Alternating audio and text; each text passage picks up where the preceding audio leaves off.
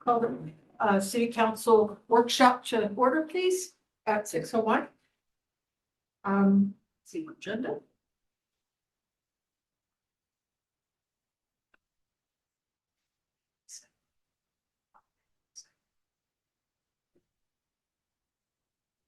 Who's kicking this off? Oh, I'm sorry. I thought you were gonna go over the agenda, so I was just waiting to. At the beginning of the meeting. Yeah, no, that's my bad. Thank you, Mayor and Council. Apologies for that. Awkward silence there for a minute. So the item before you this evening relates to the sign code, and I'm gonna let Kelly and Josh dive into those specifics. But what I will say, just to kick us off, is that council adopted a goal for this biennium to continue to improve and refine code language policies and practices related to code enforcement. The item that you will see is many years in the making and has been sort of picked up and put down as time has allowed. We also have a couple other items on our list that need to be looked at. Those include the noise ordinance and some no soliciting code information that we've kind of kicked around in the past. And that's part of this bin list that we'll talk about later, not this evening, but the mayor mentioned that at the last council meeting. Or maybe that was in a different meeting. We've talked about a bin list of to-do items and where do we fit those in. So we've got other items that fall under this category of improving and refining code language. But the item before you this evening relates to the sign code. It's 9 years or so in the making. Several councils and city administration have picked this up and put it down. But just for some context, we are bringing back something that has had extensive work done on it. Certainly is a point of contention with local business owners and administratively a difficult thing for us to implement here with the existing code language. And Kelly, I'll just turn it over to you to dive into the actual meat of the topic tonight. Okay, thank you, Tyler. Can I just add in there? Yeah. I first of all, a huge amount of work that went to for all this, and it has been years in the making, so I really appreciate that. And I'm not so worried about kind of the history of what happened and how we got here, but I am kind of interested in your proposed changes, kind of if there's any, you don't have to kind of name names or anything like that, but I am interested in kind of what issues led to the. Sounded a little threatening name names. No, just like what caused us to For sure. revise it. Some of it was, the constitutional issues, but other things were like, well, we had issues around implementing this or interpreting it, or complaints from business owners and things like that. And those are the kind of things that like I said, you don't have to name their names, but Right. just kind of, that's helpful to kind of get context for the proposed changes. So. For sure. Yeah, I'll try my best. I might not remember all of them because like you said, it's been 9 years. A lot of years. Thank you. But I will try my best when I walk through everything. So one thing I did want to kind of elaborate just a tad bit further on what Tyler was just talking to is I actually looked back to a work session we held on October 7th, I believe, 2024. So about a year and a half ago. And at that meeting, we kind of went through kind of our work plan for code enforcement after we met with the smaller task force that the previous mayor had assigned. And it reminded me there's a few things after the sign code. So the sign code was like the last item on the first list. And then the second list that I've been working with my staff on bringing back to you guys in the next year or so. We'll be going through the entire municipal code and looking for references to infraction or penalty amounts and changing that to an A, B, or C. And so we're hoping to bring that as a work session in the next 3 or 4 months before all of you to get your input on what you want to do there before we proceed.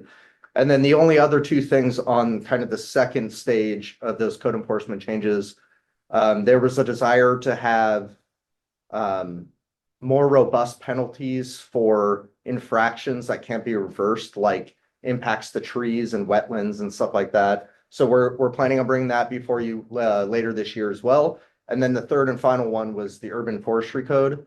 So we definitely have not lost sight of any of those. It's just there was like a priority list. The sign code was the last one on priority list A, and then priority list B is those next 3 code amendments. So I just wanted to let you know, we still remember that from October of 2024.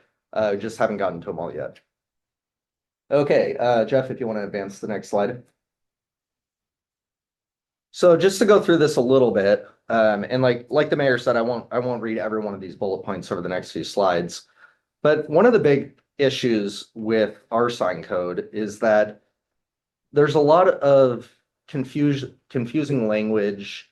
Not only that is like constitutional violations, but a lot of confusing language. And part of the main issue with this sign code, and I'll just pull one example out here, is if you look at like section 153220, for example, it goes into sign lighting. And currently there's two sentences on what you had to adhere to for sign lighting. But then if you dive deeper into the code in 1532 70, under the general construction and maintenance requirements, it actually has a bunch more stuff on lighting. And so we've had questions in the past from people, sign manufacturers and the public, like business owners, that are trying to understand what they can do with sign lighting. And unfortunately, we can't just say like, oh, look, it's 153220A. We have to tell them, look at 153220A, and then also go to 153070E and look at that section as well. So there, as you'll see tonight, there's some additional, on this one, for example, we brought in a bunch of additional sign lighting details or requirements.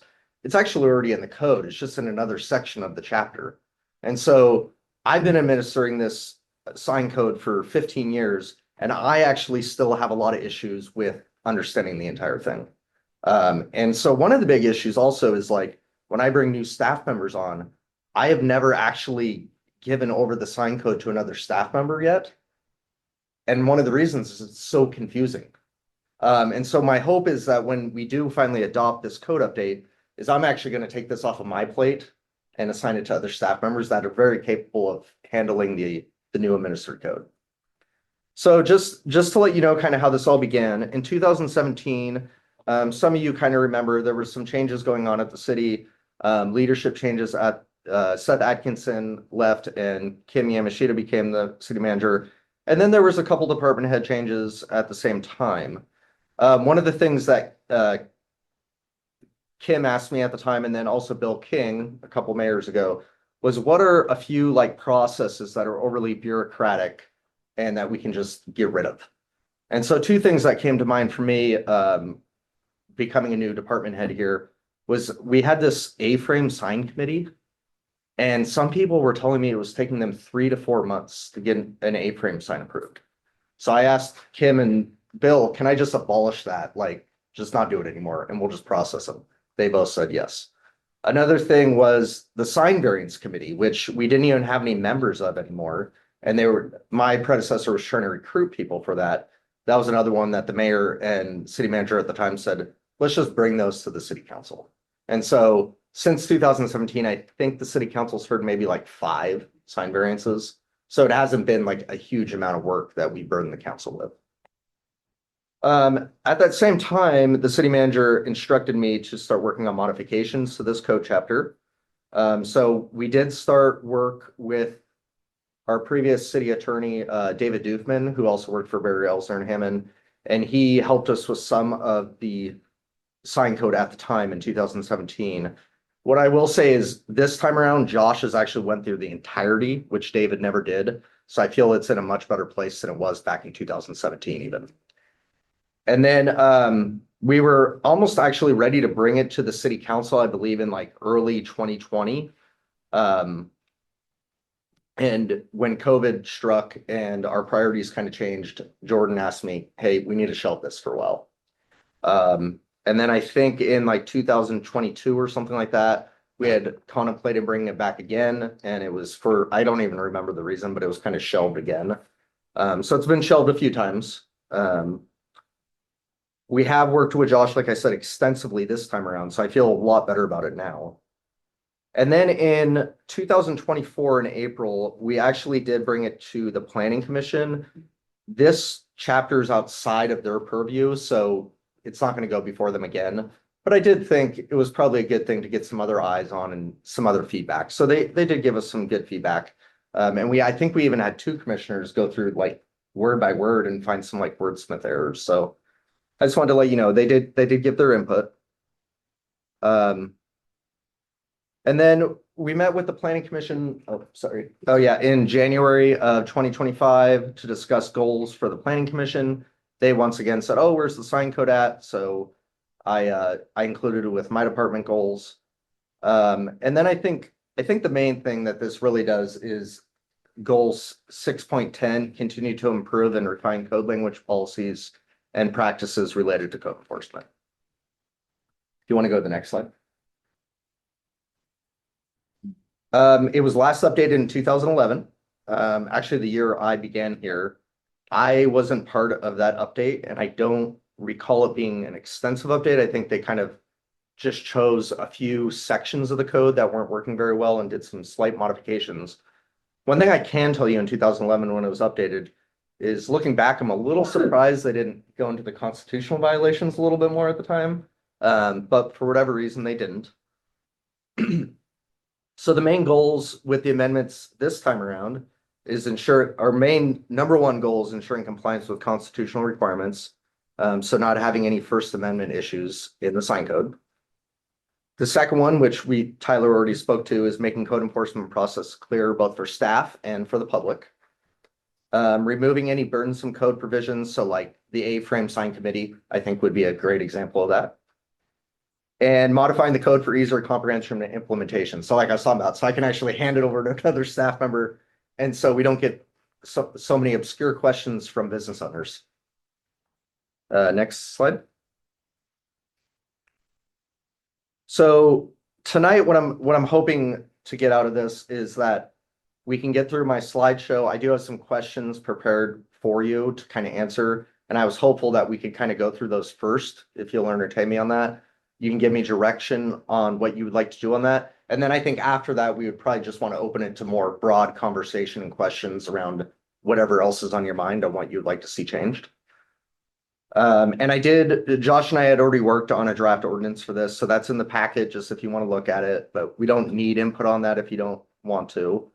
And then after tonight, I think a really good goal after tonight would be just to give me direction at the end of the work session on whether you want me to come back for another work session on this subject or whether you want to advance it to a public hearing.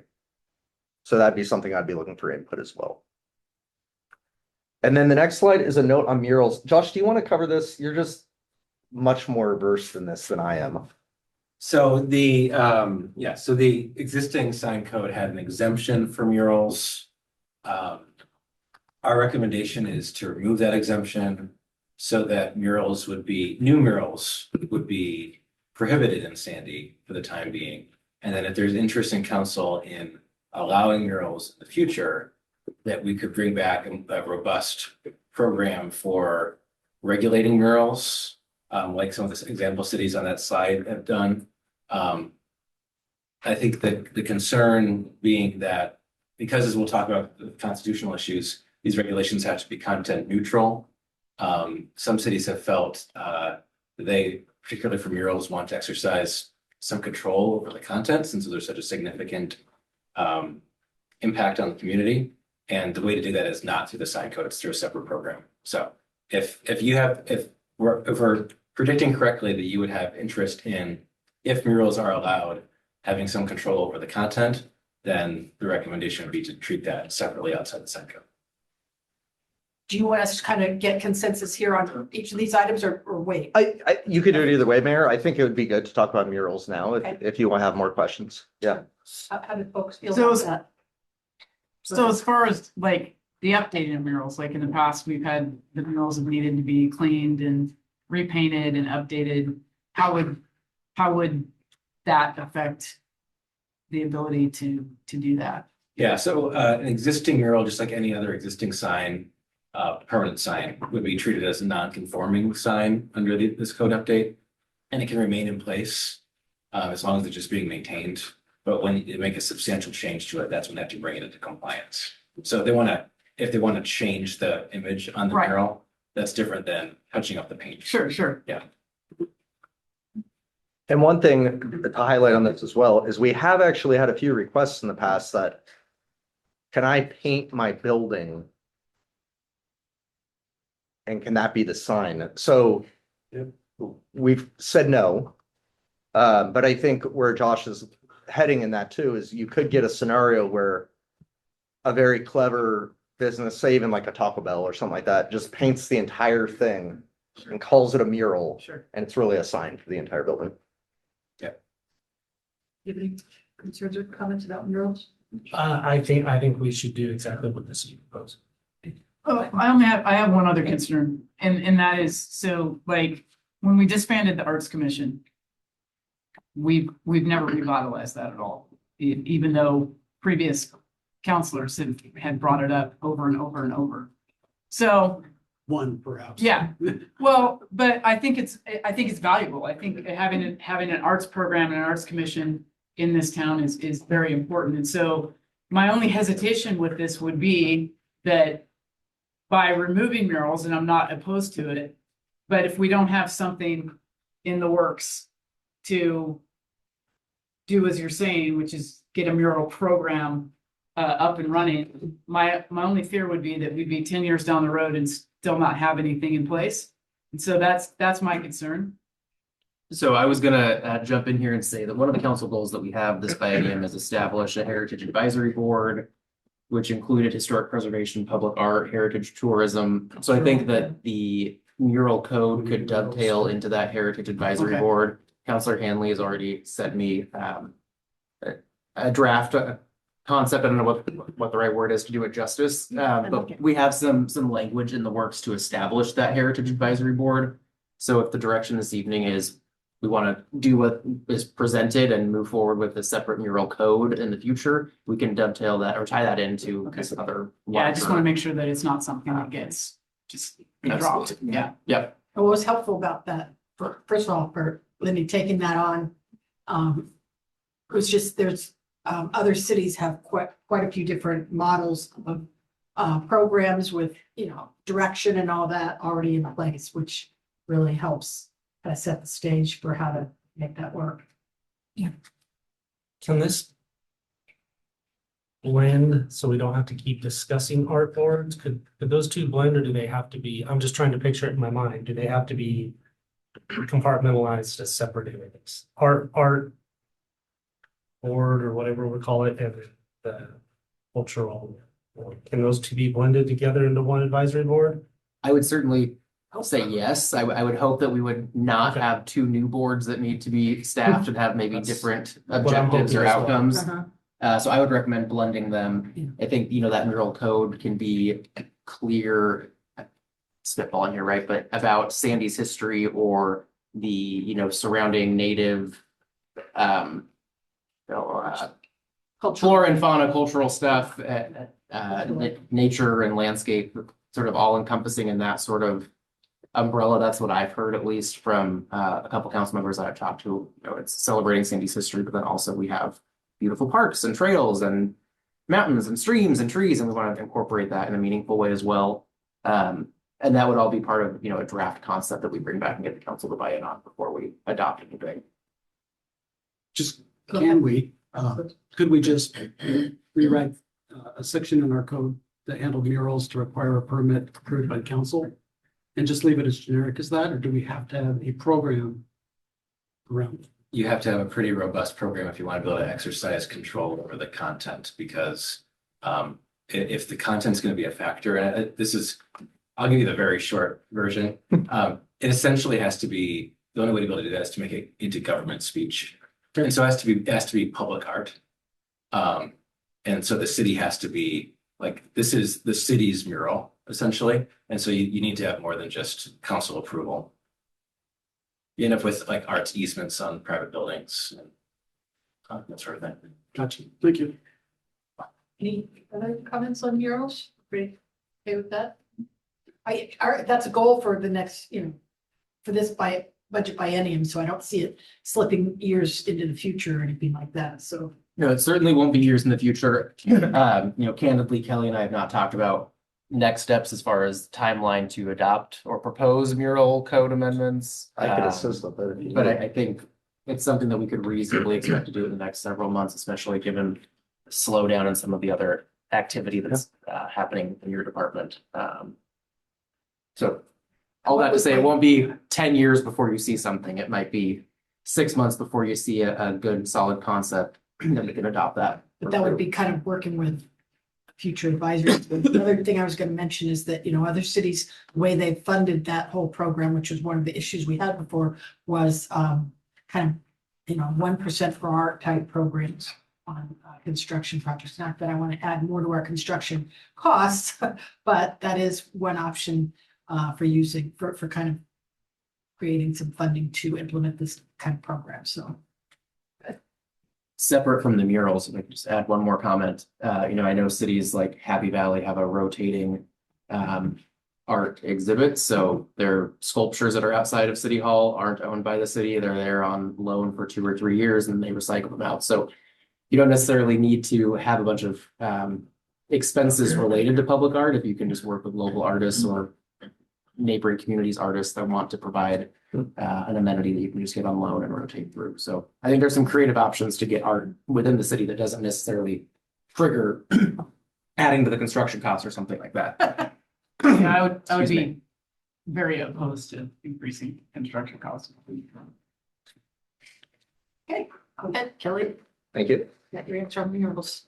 So the next one is, I think we've kind of already covered this slide to some degree when I've been talking here, but some of these proposed code amendments, I think you guys all understand at this point, especially the constitutional ones, that they're really mandatory in a lot of ways to make sure that we're not violating people's free speech rights.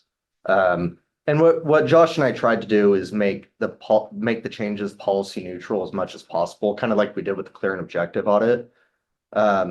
However, to make some of the policy changes more easy to comprehend, to make code enforcement clearer, and to remove burdensome code provisions, we have changed some stuff. The majority of which will be over on the next, I think it's like 5 or 6 slides. So these are the kind of ones I kind of want to walk through, and we can just pause after each one, and you can give your input to us on how you'd like to see it. And I'll try to give some background on each one of these the best I can. So the first one is there's 2 changes to sign height. The first one, we're proposing in the C3 zone to go from 8 feet to 10 feet in height. So not a huge increase. So that's village commercial. It is. And so like, We hardly have. right. So there might be a few signs that will be installed with this slightly higher height. One of the reasons why is because I think the base has to be 36 inches of stone. And so when we just had the new apartment complex off Village put it in, once they put in the 36 inches of stone, they only had a 5-foot area that they could actually put the sign in. And they were hoping to go slightly larger than that, even like 6 or 7 feet. And it was a good point that they raised. I had somebody else raise it in the past as well, is that really you don't have an 8-foot sign. You have a 5-foot sign on top of 3 feet of stone. Mhm. So we're just trying to give them a little bit more flexibility to have a little bit more signage. So that's really the change on that one. Is that consistent across the other commercial zones? No, the other commercial zones go up to, I think, 20 feet. So just to clarify, we're talking about the downtown area, the old downtown This is, C3. this is village commercial. Yeah, so the downtown's 20 feet currently in the code. Yeah. Which is pretty tall for a downtown. Do you recall what color it is on the zoning map? Yeah, it's the same color as the downtown. It's just off a shade enough that I can't tell the Yeah. difference. And it's only in 3 areas of town. It's on Bornstead, or by Bornstead, sorry, Village. Highway 26. Not that. Castle and Bluff and. Yeah, exactly. So actually it's 20 feet in the downtown, 30 feet in the C2. So that's like, McDonald's, Taco Bell, and then currently 8 feet in the C3. So what we're proposing is to increase that to 10 feet. Anybody have any concerns about that? Is it high enough? I think 10 feet will be high enough. Actually, Cascade Apartments, they only wanted 6 feet, so they only wanted it to go to 9 feet. And they adhered to the code. They built one As at long 8 as we feet. address the lighting, and I think we do elsewhere so that we're not creating, nasty lights in Right. windows, then fine. The next one is going from 5 feet to 6 feet. For a sorry. So if you go to section 153230E. This is for permanent signs allowed in residential zones, permits required. So this is actually the same kind of thing as the previous one. It's increasing the sign height for things like subdivision signs, apartment complex signs, Avamere or something like that within a residential zone. Church, otherwise. Mhm. So the one thing to consider on this one is I don't know if 6 feet will be sufficient. Schools would fall into that as well. It would, yeah. What's that? Schools would fall into that as well. And does that includes all the base stone and all that? And that's the problem is that's a 3 foot base. So then you're only getting 3 feet of signage. So we're kind of running into a similar issue that I don't know if it's enough sign area or not. Like Sandy Elementary has a taller sign than that, I think. Probably because it's like predates our sign code, yeah. So I don't know. I think it definitely needs to increase from 5 to something. We just want a foot more. I think you could probably go to 8 feet or 10 feet and still be fine. But even to 6 feet, you're getting a foot more of signage. Yeah, I guess I'm kind of, I would tend to kind of, differ the subdivision entrance signs, which usually are kind of lower like that True. versus a business or a church or a school or whatever, trying to kind of be visible and, all that. Here, Yeah, but keeping in mind too, that higher sign costs them more money. costs more money. Yeah. I'm worried about, once again, light overspray. The higher it goes, the more, if you light it up, it's going to spray out and maybe affect other residents around it. And making sure the sight lines for driving, pulling in and out aren't affected. Yeah. Could we adjust the 3 foot base rather than just the sign height? You certainly could. Yeah, that actually brings up, why 3 inches of rock base? What, Oh, 3 feet. or 3 feet, yes. It's when they did the Sandy style design code in 2008, they put that for all the buildings and for the signs. Mhm. I think they got an architect involved and that was the recommended height. They didn't realize it would make all our signs look short and stubby. Well, and they're also very expensive. Yeah. The stone base. Because I know Yeah. like the Sandy Fire, that sign was very expensive. So. I think it's an unsightly proportion as designed currently. Mhm. I mean, you could certainly go to like 2 feet. And then they have 4 feet above it. See, that's a nicer split, 2/3. I would agree. 1/3, Yeah. 2/3. Have you had a lot of people in this, like, specifically speaking to this section, wanting larger signs and it being an issue? Or are you just trying to? Not really. We're moving all these other sign heights, we should move this one as well. I honestly haven't had a lot of comments on this one. But Kelly, I will kind of just add in here because it said on B, it says the sign must be located flat against the dwelling or located no further than 4 feet from the footprint of the dwelling. So it's not like this thing is out there blocking the view of the street or even, necessarily. It's so. And the lighting code will match what the sign becomes, Sure. because there's the dome lighting code, the dark. So if the sign The sign's lit up, the changes, sign's lit up at the periphery. yeah, but then they're gonna have to also be within code of lighting possibly a larger sign. I just think Don's right about the proportion. Proportion's terrible if you can only go to 6 feet. I think Yeah, if I would we agree. if we did 2 feet and then a 2 foot base and then we top out at 6 feet, that's much more More pleasing. pleasing. And it'll save them a little bit of money too. Yeah, As well- you were, it will. yeah, 'cause they're expensive. When you think about it, you have a 3 foot base and a 2.5 foot sign. You've got more base than sign, so proportionally it would make more sense to bring the base down a little and give a little leeway on the. Yeah, we could definitely go to a Sign. 2 foot base and a 6 foot sign. And we're just proposing though, in this zone. In this Residential, this section. in 15-30-30, everywhere And else when they're is. allowed to go to 20 feet, we don't. want 20. Yeah, you wouldn't want a 1 foot base. So that's not the village So commercial. 2 foot base It's just and a- a 6 foot total sign. Yes. Okay. So no, this is actually not village commercial. This is residential zones where there's a non-residential use. Yeah. Or it's a non-residential sign, like a subdivision sign or a apartment sign. Daycare or whatever. Right. Yeah. Could be that too, if it's a Yeah. conditional use, Yeah. yeah. Thank you. Okay, perfect. I love that outcome there. Okay, the next one's in 15-32-20 D7B. So This one seems like a really small change, and it is a really small change.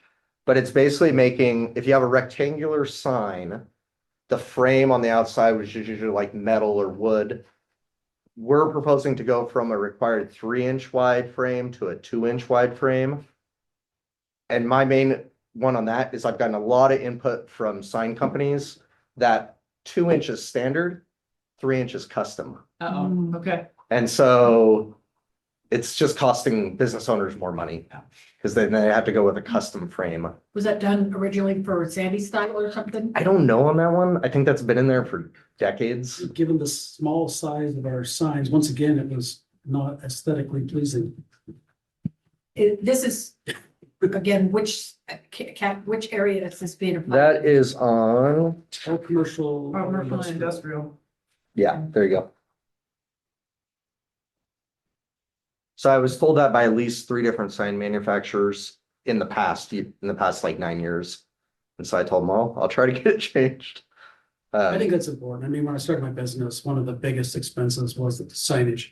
Yeah. In terms of doing a tenant improvement, and everything else, it was a big chunk of the budget. And you don't want to be paying a custom order on that as well. Yeah. What is the high, I mean, it's 2 is required. What is the most you could have on framing? I don't think Okay. it has a maximum. Okay. So yeah, I guess you could have a kind of a ridiculous looking thing, but I think it would just be so expensive. It seems like it's also in context of the whole overall size of the sign too. That's true. 2-inch might look a little, it's like Right, they may- a nice paint or picture and it's kind of, They may have to for structural reasons for something else Yeah. that could go bigger. but- Yeah, it certainly would not be making it that they couldn't go bigger. It'd just be that for the average customer, they can go with what's standard instead of a custom. Okay. The next one's in 153220G, so that's food cart signs. So currently, when we adopted the food cart code, I don't know if all of you'll remember this, but it was like on a temporary basis with like a sunset clause, and then it became a permanent thing. Unfortunately, All temporary things become permanent. yeah, unfortunately, there was never any sign code adopted with food cart. So we came up with what we believe is probably the best fit.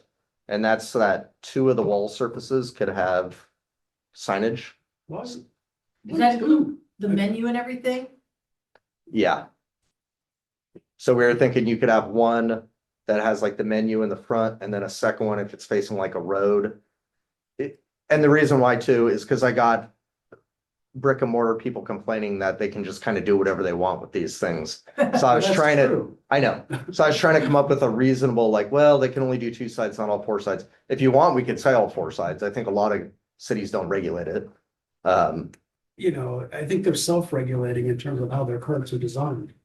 There's limitation on what they can do on other sites, but we've all seen food carts that have a street facing view and then an order side and another window side for people. And I would want to, as a business person, you're making investment, the more visibility you can make, the more you're gonna draw traffic in. It seems artificial to just pick 2. Well, Especially, I- sorry, and to clarify, I think another part of this said they can take up the entire space between the top rail and the bottom rail for that sign. They're not limited to the size on a food cart, correct? Can you clarify that, Kelly? That's correct. They can have the whole side of the cart. They can use the whole cart, as long as they don't go above the top, below the bottom. Excuse me. But And so that's bigger than restaurants and stuff like that, right? absolutely, Correct. And so I kind And of feel like, that's- well, if they're already getting kind of more space, I'm a little bit personally would be hesitant to kind of say, well, you can do it on all 4 sides. And they already have, We also did elaborate that like no visible adhesives shall be attached. We did have one cart that was doing lemon that. scotch tape. Exactly. Oh, really? We did have one cart doing that. We told them, we don't allow that. We didn't really have a code to point to, but they did take it off. And then it also says that, signs shall not project, drape, or hang from awnings or walls or be on top of the food cart. So we did put some restrictions in there, but as far as how many sides, it's just I was getting complaints from brick and mortar, so I tried to come up with something that would satisfy that, but it's really up to you guys. I have no dog in the fight.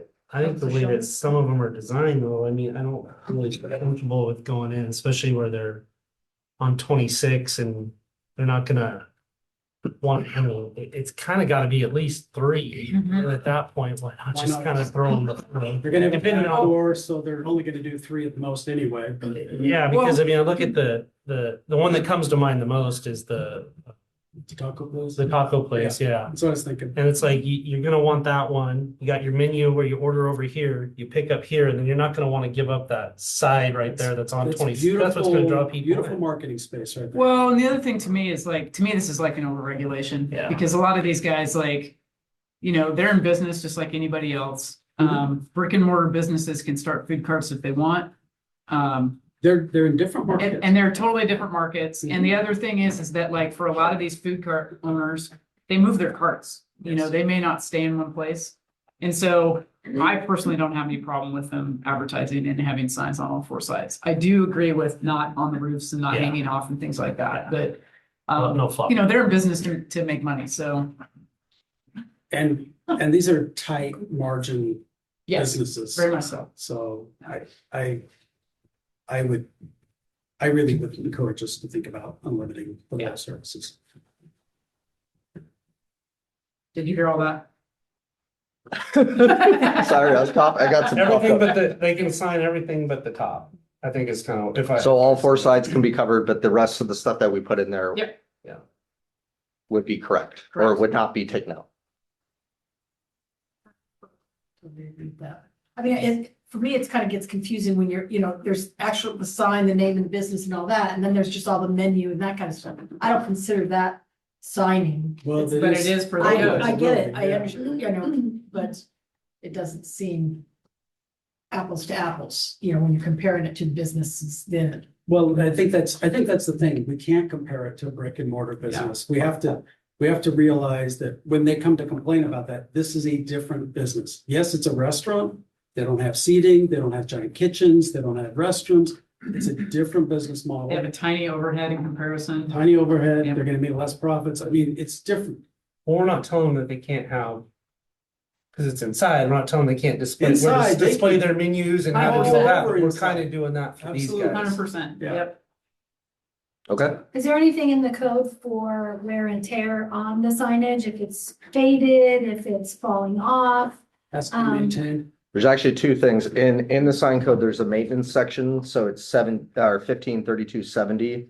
And then also in 1774, I don't remember the last part of it, where the food cart section is, there's a maintenance section there for the Okay. food carts as well. Okay. So we kind of have like a double on that one for food carts. I may regret asking this question, Kelly, but let's assume that a new food cart pod wanted to go in somewhere in the downtown. What does the code say for screening of a new food cart pod compared to screening? Like, we don't have any screening or visible barrier from the highway to the existing food carts currently. Is there anything that's been adopted since those food carts went in? That requires any sort of barrier or screening or? I don't believe so, I no. don't think so either, because No. I remember when those food carts went in and having that. It was a big conversation. discussion. I Yeah. couldn't remember if anything. That came- was a big conversation and the bathrooms were a big Yep. conversation. Yep. So, Okay. Or do they have screening at the one in Happy Valley and Fairview, or wherever that Troutdale, whatever it is? well, Kind I of. mean, I guess if you would call it screening, they're off the road, which ours are not. And then they have a brick and mortar center where they have, you know, indoor seating and they have the beer garden and things like that. So both of those have those. I have heard too, through my planning circles, that the Troutdale one is not compliant with what was, with the final order. Really? They've been in a years-long battle with that property owner. So they definitely violated some code provisions. I think the Happy Valley one met the code.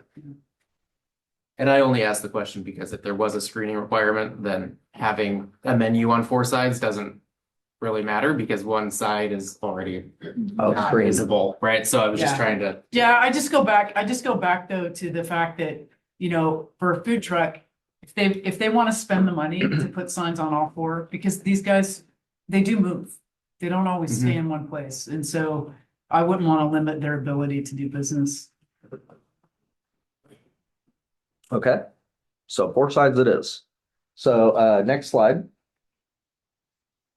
This one I got a lot of help from Josh on, to be honest. Very similar to the mural stuff. I am not an expert on sign code or sign code law like Josh is. So Josh, do you want to kind of go into this one a little bit if you don't mind? Sure. Okay, thank you. So this is a little bit of a unique one in Sandy. I don't recall seeing anything quite like this before, so it was trying to come up with a way to accomplish these goals, policy goals, in a way that would comply with the constitutional requirement to be content neutral.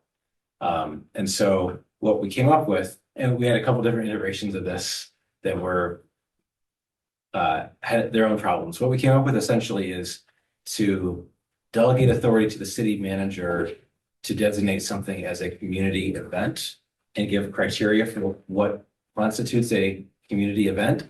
And then if something has been designated as a community event, then signage for that event is less restrictive.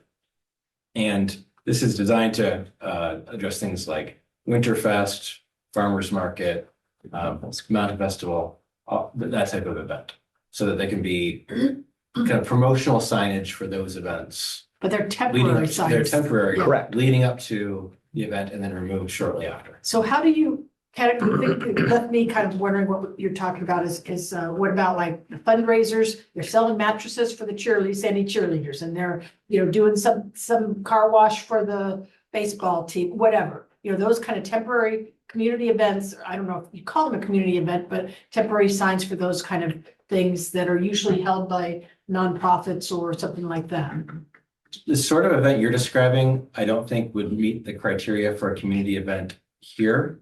And so then they would be subject to the general temporary sign regulation. So that you can still put out temporary signs. It just would be based on the number on the property where the event is. And it's a great question.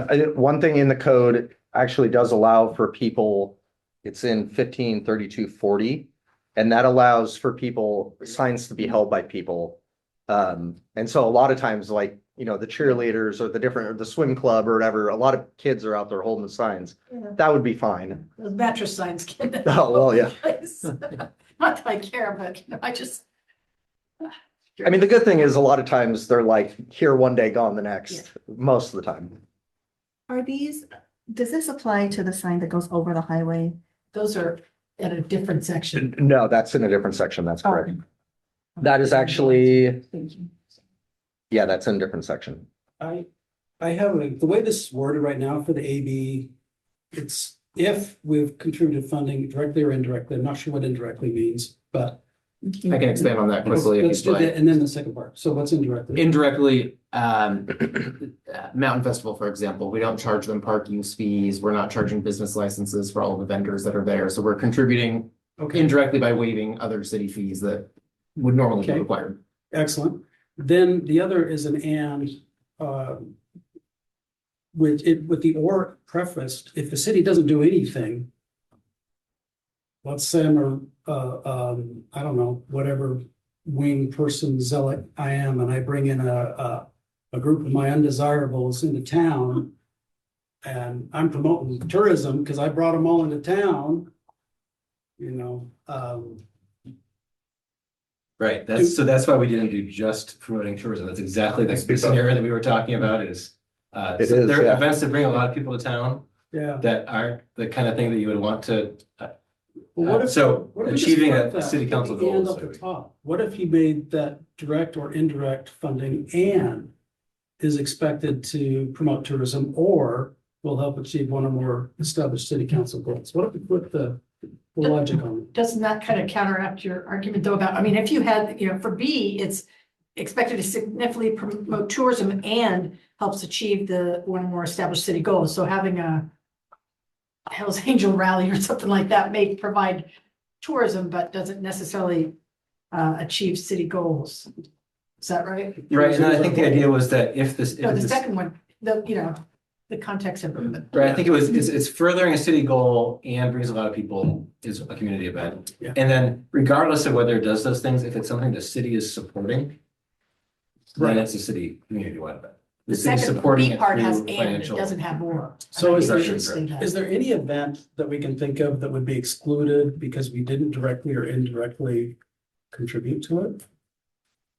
So I asked this question earlier. I asked Jeff if they could come up with a list of things that this applied to, and he came up with Mountain Festival Parade, the City 4th of July fireworks, Winterfest, Christmas tree lighting, Summer Sound, Starlight Cinema, Mountain Farmers Market. Those are all A though, right? That we all contributed, I mean, directly or indirectly, even just Yeah. advertising, we're contributing, right? Right, you're right. Is there confusion about the B part though? Well, I'm just wondering, is there a B part that wouldn't fall in the A to where we don't even need the B parts? I think the B is a catch-all. Wasn't there one that you brought up to me? Yeah, which does fall into category A, but could fall into category B with a different set of circumstances. If we were doing like a large promotional event at Cedar Park on the pump track or jump line or something over there, if it was a city sponsored event, of course, that falls under A, right? Because we're directly or indirectly funding it. But suppose Red Bull wanted to come and host an event here, probably not giving Red Bull a blank check to use our facilities without some sort of Probably gonna rental waive fee. some noise ordinance or do something else along the way to contribute to something like that, I'm guessing. Well, potentially, but I think if we didn't waive anything else, it's significantly promoting tourism, right? So like a sports tournament or something like Yeah. that we're not involved in. But it would promote tourism and I'm not sure how it achieves this. Yeah, I mean, and I don't know, right? And waiving. Yeah, that's actually, Waiving a noise ordinance isn't contributing to the funding. You're just facilitating the event to occur. You're Like, right. and I think that's and true. putting skin in the game of money is that, so I think you're fine by that. I was gonna say the last one that the mayor just brought up is a good example, I think, because if it was like a sports tournament, say at the school district's property. And we really aren't related to it, but it is bringing in tourism and could help a council goal of like heritage or a community event. So Good I, coast. right, yeah, exactly. Yeah. It's a great one. Okay, I retract my concern. And it sounds like we like the how Josh drafted it. Yeah. It wasn't Just me. the and. It was him. Okay, the next one. 1532-20H.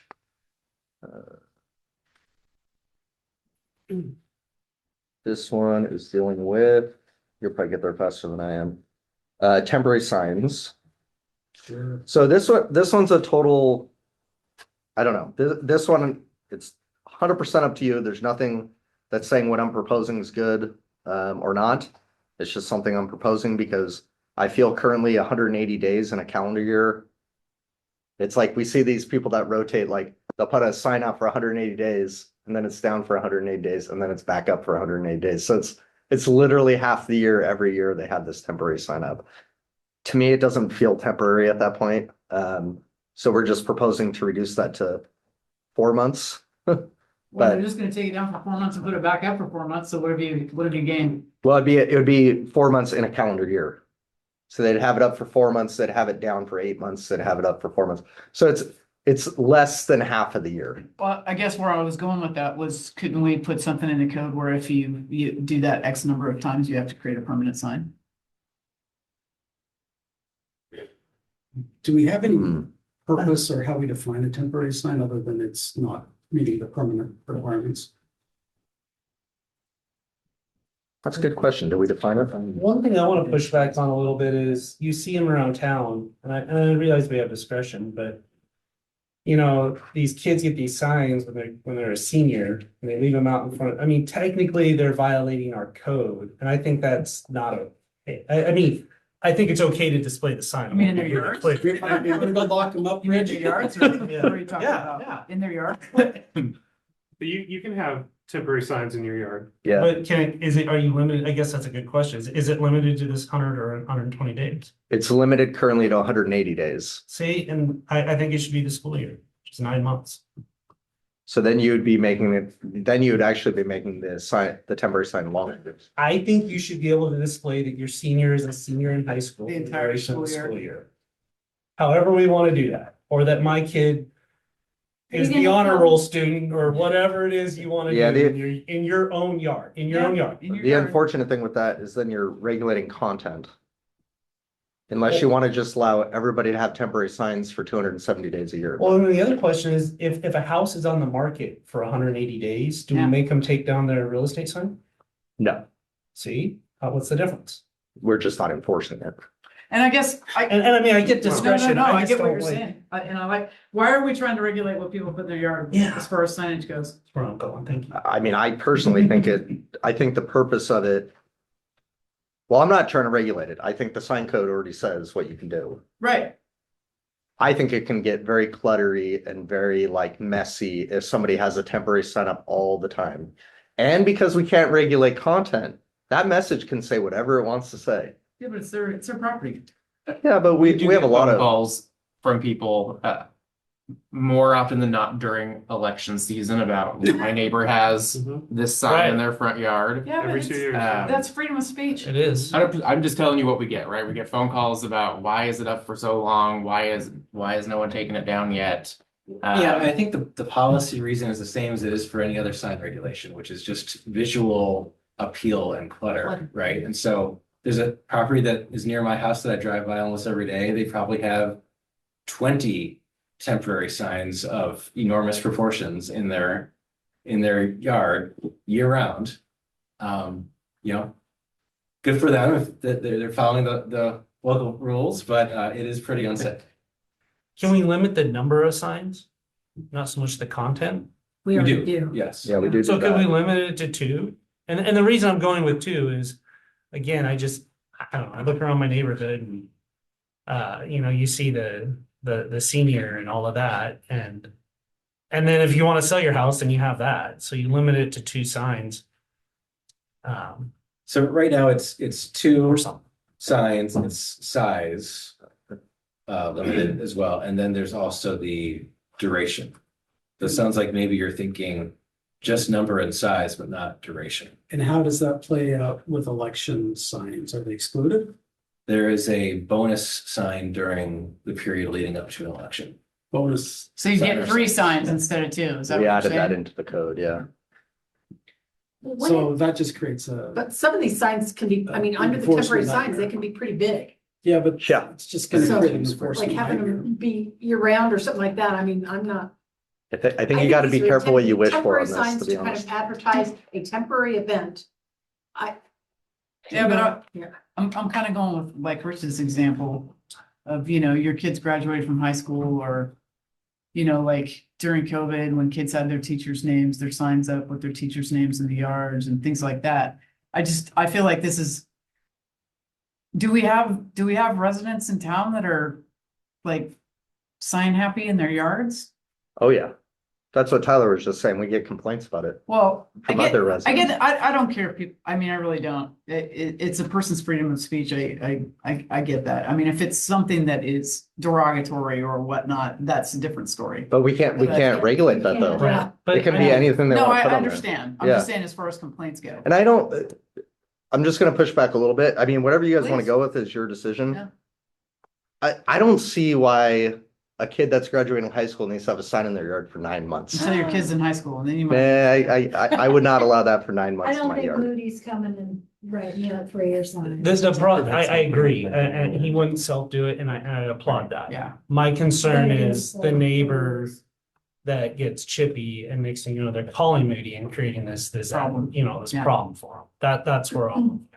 Sign And code, most of these complaints, are they during election season, so they just don't like the candidate that's on the sign? Because that's a whole nother issue that I don't think, I'm not even really interested in entertaining. I mean, that means I might not like their candidate, you know what I mean? So from my memory, although I haven't asked the front counter staff recently about the phone calls they're getting, it has been less about a candidate has not been the reason for the phone call. It's the number of signs, right? My neighbor has 4 signs in their front yard because they have yes on this ballot measure and yes on this ballot measure and no on this thing, and then they've got a presidential candidate. And so it's just the volume. It's not, I haven't heard the complaint about the content. Then I'd go back to Rich's point, which is let's limit the number of signs instead of limiting the duration.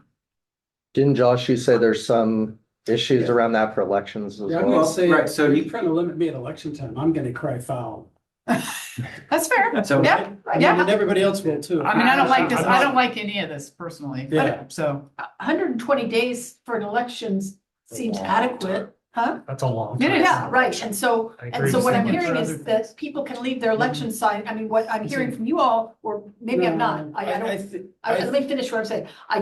What I'm hearing is that, you know, we shouldn't have any time limits, and so then people's election signs and all the other signs, or any other signs, objectionable or not, to me personally, which we can't regulate, can stay up year round or for a very long time and be kind of obnoxious looking and trashy and tacky, and I'm not, you know, from a property standpoint, value standpoint of the neighborhood, I'm not really supportive of that. These are supposed to be temporary signs, and I don't think any of us said that there shouldn't be limits. It was just a I'm question I'm of whether challenging hundred the and four twenty is too months. short. If we have primaries and look at national level elections, I mean, you're talking a year. That somebody's sign could be out. So could we put a clause in there that's like a, I don't know, like a special circumstance for, I mean, I like Yeah. that. Look, if I'm trying to be that person that is trying to provoke, you know, with my offensive sign on whichever side of the thing is. I mean, all I gotta do is have two signs and every 6 months go out and put my next offensive sign. I mean, I'm sure I can find another slogan that's equally as bad, right? I just really don't like the limiting, like, I am fine with limiting the number of signs. I do like what you say during election time. Like, I don't really care if during the election, if somebody wants to have, you know, 15 signs out there for each of their candidates for a short period of time. I think they should be able to express that. I don't like to limit, I would rather allow that expression than to limit that expression. But again, I think that if somebody wants to have their, you know, the kid one is what comes to my mind, maybe it's because I got kids that are coming up into there. They should be able to sit there and say, I'm a senior, right? Or, you know, I love my school sign or whatever it may be. I don't want to. Monitored by ADT. That's Just another throw one, it out right? there. those stay there all the time. Yeah. Monitored by ADT. Oh. you know, ADT, so your whole the alarm signs. systems, I just. Joe, comments? I have a question for Josh. What is considered a sign? Does it have to have I know. type text on It's a little it? silly. It doesn't, no. Because there's Can a be graphical. property over, I won't say where. But they have about 400 yard spiky, stakey thingies in their yard, and it's a corner, and it is just, it's a lot. It's a lot. So is You that can't regulate considered? bad taste. Oh, Do you yeah. like the blow up things in the holidays? No, Oh, no, okay. this is always there. At Christmas time, I think there were like 800 little trees or bulbs or. I never saw it until the new park went in, I'll tell you that much. Yeah, Um, I know the one you're talking about. So it is really a lot. Are those considered signs or are those yard decor? I mean, I don't know if any of them have words. They might say sun or happy or I love bees or. Defining sign is difficult. There are some things that are gonna be kind of in that gray area. The way we define sign in the code is materials placed or constructed or light projected that conveys a message or image and is used to inform or attract the attention of the public. Okay, So last, So- I probably ruled them out. Like the flamingo in your yard, probably Yeah. not a sign, but the the flat sunshine that says happy days or here again or whatever, the yes, little that's a sign. 800 of those. Or like a gorilla on top or at a Goodwill that's 50 feet tall, that would be a sign. Hey, that was kind of cool until The it blew up. spider, that was great. Okay, with Okay. second clockwork. So what do you I do you believe want you to that keep we're it at arguing about 180 or signs. do I you don't want know to that we- increase it? I don't know that we have a consensus completely, so Okay. I just wanted to Yeah, add, please do. if, when we get into this heritage thing, we will want signs Mhm, and that's going to, mhm. so is this something, this part, can we shelve that, can we shelve this part just for a little while until we get into this heritage thing? Because that's But those would Going be to be- permanent signs, wouldn't they? Not if stuff moves around, yeah.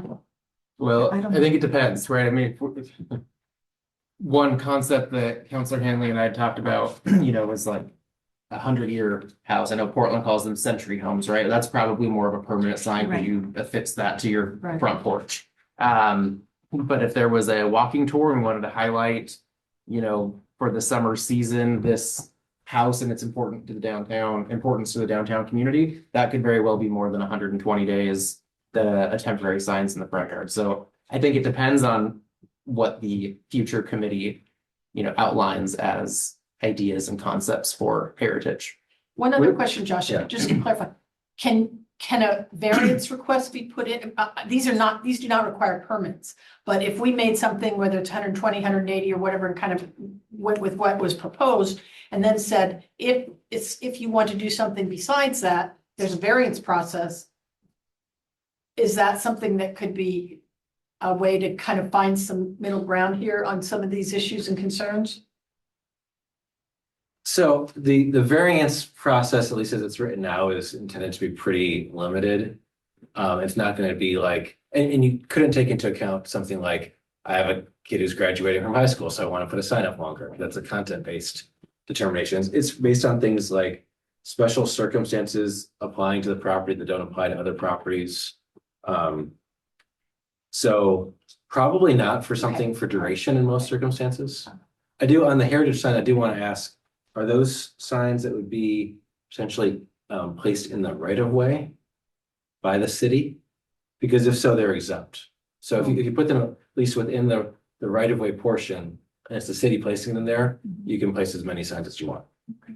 Something to be We'll considered. remember that. Yeah. So Mayor, to advance this code section, what do you want? What do you want staff to do here?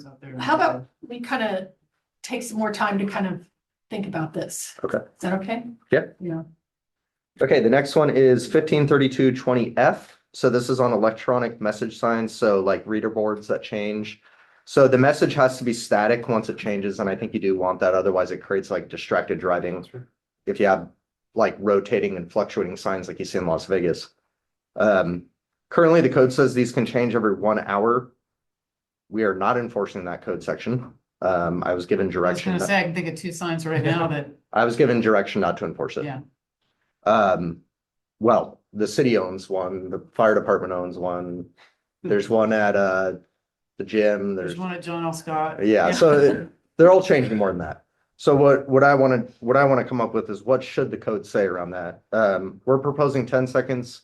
I've seen some cities do 8 seconds. I think I even found one city that did 5 seconds. So it's really just a preference thing for the council.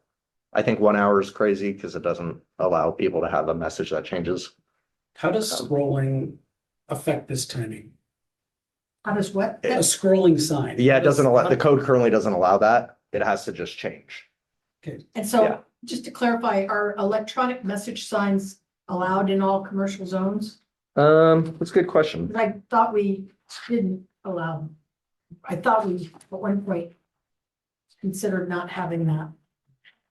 Because Years ago, we didn't allow them at all Says all Then we kind of let them in a little bit, but then with people Suburban. were concerned about looking like Reno or something. Suburban like was the that. first one. all permanent sign that incorporates an Commercial, industrial. yeah, all commercial and industrial. It is allowed or not? In commercial. and It is industrial. allowed. Okay. I think 10 seconds is fine. Seems reasonable. I mean, I have no idea, I mean, I'm assuming, I'm just thinking around town, none of them I don't think are getting advertising or anything like that. So there wouldn't be like a business effect from 5 to 10 seconds or. I don't think so. What we don't want is the flashing. Yeah. Yeah, For or sure. the- Or. But like if I'm Moving. stopped at the light long enough, I can read the cities, I can get a couple. And at 10 seconds, someone will honk. Exactly. 10 seconds seem reasonable, but Yeah. I mean. The two most popular ones I've seen are 8 seconds or 10 seconds. Those are the two. John Scott, Walgreens, Johnson RV. I'm trying to think, are there any Mount Hood others? Athletic Club, B is outside. What? city limits. the Mount Hood Athletic Club has Oh, one. right. The community center. Community center, the fire. Yeah, I mean, commercial, not public. Oh, I see. Yeah, not Do you- government. Do you Oh. anticipate any pushback from any of those current sign owners with this? I don't. Well, if we're not enforcing it right now, what's the difference? Yeah. Well, if they want two or something like that, yeah. So are you proposing, 10 or? 10 seconds is what I'm Is that- proposing. Anybody have any concern about that? Okay. Okay, sounds good. Yep. Okay, Support for perfect. that. Next one is sign review. So this is in several different sections. The first one is removing the A-frame sign committee officially and instead just having the planning division approve those like we have been for the last 9 years. The second one is removing the sign variance requests that had to be reviewed by a sign review committee. Instead, I would review those, the director would, and then appeals would go to the city council. That's what we're proposing. So that's kind of the two administrative changes. The third thing is just changing the appeal timeline from 10 days to 12 days. And the reason why is because in Title 17, it's 12 days. So I'm just trying to sync everything up there so we can remember easier. So we're talking A-frame signs in commercial or industrial, right? Correct. And these are permanent A-frame signs. That's correct. Should have started with the easy stuff. It started with this list. No concerns? Nope. Mhm. No, it gets a little, downtown, where when everybody has one, it gets, again, a little It can get a little cluttery, yeah. cluttered and kind of just trying to walk down the sidewalk. If we can kind of enforce that, leave sidewalk space, but, Well, and I think you hit it on the head right there. It's more enforcement, I think, on our behalf than it is a regulation. no, they're, especially from pedestrians. The last two I have before I just open it up to a more general questions is the first one's in 1532 170A. Actually, this is a proposal from our city attorney, but I think it's a great proposal. Currently, if there's any sign violations in 1532, they get 30 days to come into conformance. The suggestion from Josh, and I think it's a good suggestion, is that would still be the case for permanent signs. Temporary signs would be down to 10 days. So they couldn't have them for an extra 30 days. Let me ask a question. on I didn't this know, one, Josh, because if you wanted this to. kind of caught my attention. So it looks like we've clarified the election signs, right? Both residential and or commercial area election signs That's correct. Signs during the election Right. time, yep. in commercial zones too, because, Right. somebody kind of reported me or whatever, busted me or I whatever. remember that. Uh-huh. And I got some, whatever the certain kind of letter you get, I gave you an enforcement letter, yeah. right, and then they said, okay, and if you don't, shame on you if you don't do it in 30 days, basically I had 30 days and I said, okay, well, by then the election was going to be over. So I was like, yeah, okay, whatever, sure. So, because I just thought it was kind of ridiculous that it wasn't like blocking anybody's vision or anything else. I had permission of the property owner and all that. And so I kind of decided to take my 30 days and, take the situation. So this would, but if those issues for the election signing are already addressed in a different thing, then I wouldn't mind going to 10 days for temporary signs. Right, the idea would be that if you get temporary sign regulations that you're all happy with for election time period or generally whatever, that by their very nature, temporary signs are easy to take down, right?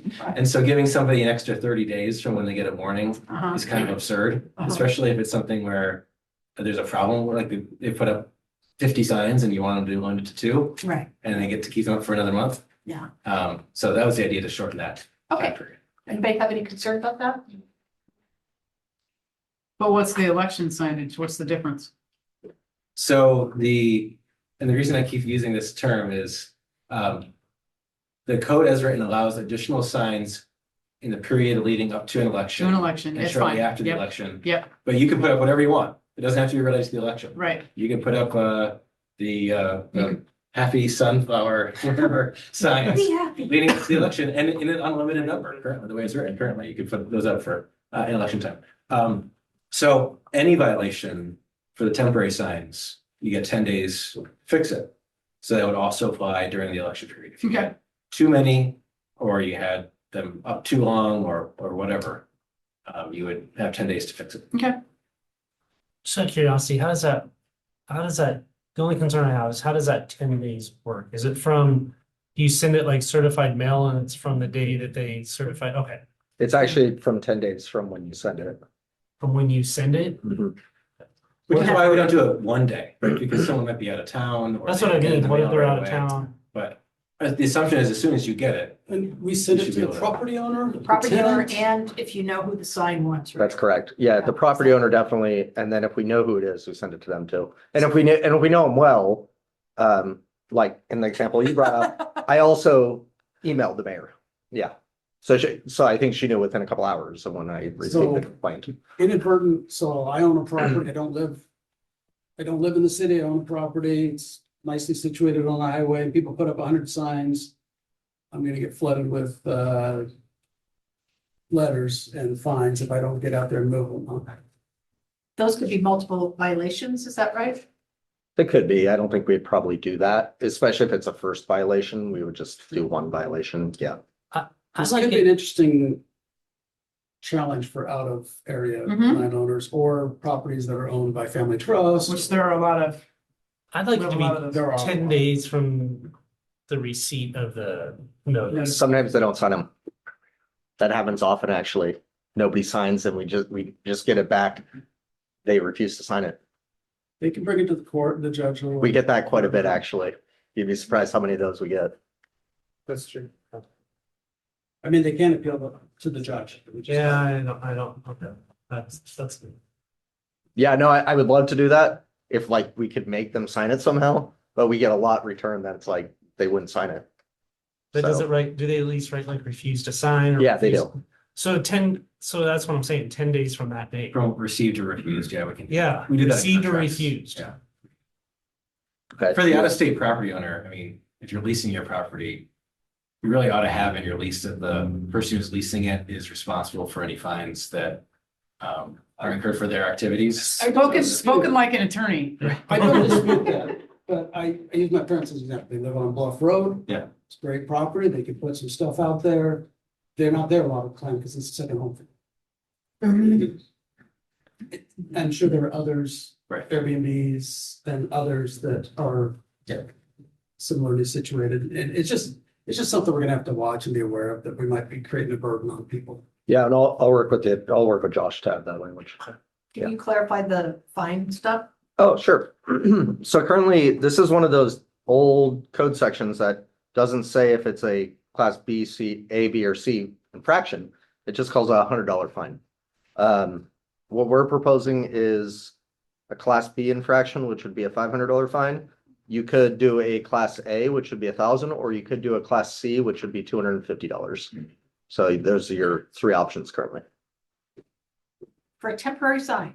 Or is this the violation for any kind of sign code ordinance or, It's for any violation of chapter 1532. wow. So temporary sign seems a little excessive for a temporary sign, but I don't know if I've ever issued a fine for a temporary sign yet at Sandy. But is You that 'cause we're not threatening me. enforcing stuff? I threatened you, but I didn't issue it. I do, actually, no, I'll take that back. We did have one instance that I can remember. It was one of the smoke shops in town that was refusing to do it. And so we finally, after like 4 warnings, we actually did issue it. But Yeah. That's the key, the warnings. Then Can do you they walk them take it through? down? yeah, so Process. typically, thank you, Counselor. So we typically don't issue fines unless people are blatantly not it's basically when they're not contacting us back or they refuse to talk to us. Then we don't have any other way of going about it. We're very open to giving extensions. We're very open to working with somebody if they have an unusual circumstance. So the only time people get citations from Chris, our code enforcement officer in my department, is basically when they just keep not communicating with us and they keep violating the code. So that's why we don't issue many, is because we're giving them other opportunities, like, There's several steps of And I'm warning. just reminding everyone Correct. that when we did this new revised class A, class B, class C, that was the intention, was for compliance, not fines. So do we want to do 250 or 500? I would say 250. I think 500 is a great wake-up call for a blatant transgressor. Well, my only pushback to that, and I don't disagree with your thought process, is that currently with you as the director, yeah, maybe somebody is more lenient and understanding. And maybe with this council, we're more lenient and understanding. But all the people in this room won't always be making that decision. And so you get somebody that wants to be heavy-handed, and now we're throwing a bunch of $500 fines at people. But they're not following code that we've set forth. as Yeah, a but city. for like a temporary sign, a $500 code violation to me seems really excessive for a Well, temporary sign. I That's agree. when If you it's, pluck if it out of it's, the yard. if it's my political sign in my yard, I agree with you. But if I'm a business and I am not following safe signage, appropriate signage, and I'm on, to me, that is $1,000 fine, right? So lumping them all together is kind of, That's what makes it hard, right? which is why I think split the Can I- difference. well, You I guys- will- Can I- Go ahead. Can I add one thing to that? When you guys adopted the new chapter 1.18, you did have a clause in there that repeat offenders get doubled. So you could always set it at the C, at the 250, and then if they keep doing it, then the next time it's gonna be $500, yeah. All right. I'd The be other thing fine I with want to say on that. that point Fine, is, in that 1.18, you also have the general language that says each day a violation continues as a new violation. Yep. So we're really talking $250 per day, Yeah. I'm fine which with is that. pretty highly motivating to Right. Sure. fix a sign issue. Yeah. Okay, let's do, You guys want Everybody okay class with C? Class C? Yeah, class C. Yeah. all right. I don't know if you guys wanted to, I know it's getting kind of late. I didn't know if you wanted to open it to other questions or if you wanted me to bring back this again for another discussion around temporary signs and any other questions that are on everybody's mind. I don't know how you want to do that, Mayor, on how you want to advance this. I need to, given the explanation and what you've taught, I'd like to go through it again. There were several specific things that I'd like to flag and send back to you. Most of them are probably minor and you'll just look at it and say, Don, you're off, But I'd like some time to review it. So do we Whether that want means another coming back workshop or not. do we want just a city council meeting where we're able to kind of discuss? I don't know if anyone else feels like they need more time to look through the specifics or not, but I think it will.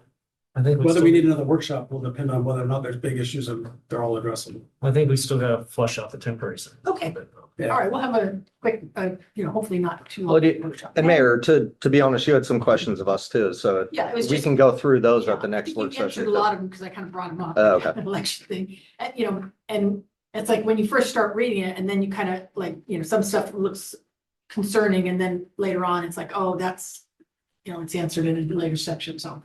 But let's go ahead and put another workshop on there and deal with the temporary thing. Really quickly, just to be transparent, I was on planning commission when we revised some of these sign codes and was part of that discussion, so I just want to make sure that everyone knows that, it's been almost 2 years, but I was part of some of these revisions at that stage of the game, so. We'll hold you responsible. Well, Just so we're transparent and I want to thank everybody. This is actually a pretty tall task to get through as a city. I want to thank everybody for getting through it pretty efficiently tonight. And I'll work with Tyler and the mayor to bring back for another work session and see what you guys want to talk about at that meeting. thank you. Thanks, Bill. Okay. Okay, let's come back at 7:30, please. Let's go ahead, city council meeting to order. I pledge allegiance to the flag of the United States of America and to the republic for which it stands, one nation, under God, indivisible, with liberty and justice for all.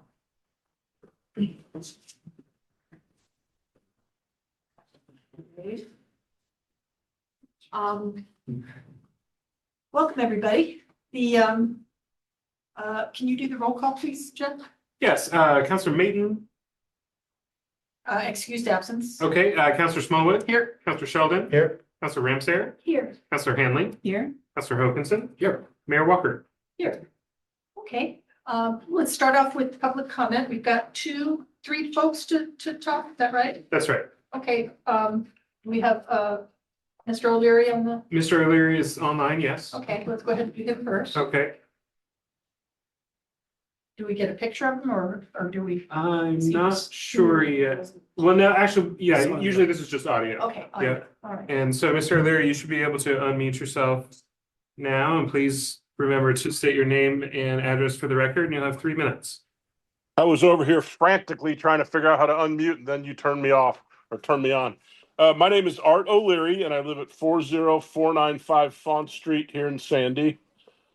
Full disclosure, I'm a planning commissioner and with the city budget committee, just here as a normal citizen. And the reason for me to speak today is I'd like to check in on where we are at with the community pool and potential community center for our town. A few years ago, there was a lot of activity around the pool, and some studies were done, and I'm pretty familiar with all that stuff. Ultimately, the pool was demolished, and I haven't really heard anything since then. Is there any kind of a long-term plan? The only thing I've heard rumbling around is that one key to making a potential community pool work would be establishing a parks and recreation boundary or whatever it's called to be able to fund it. I'm just curious if there is any activity, any plans for activity, and if there's anything that citizens can do to participate.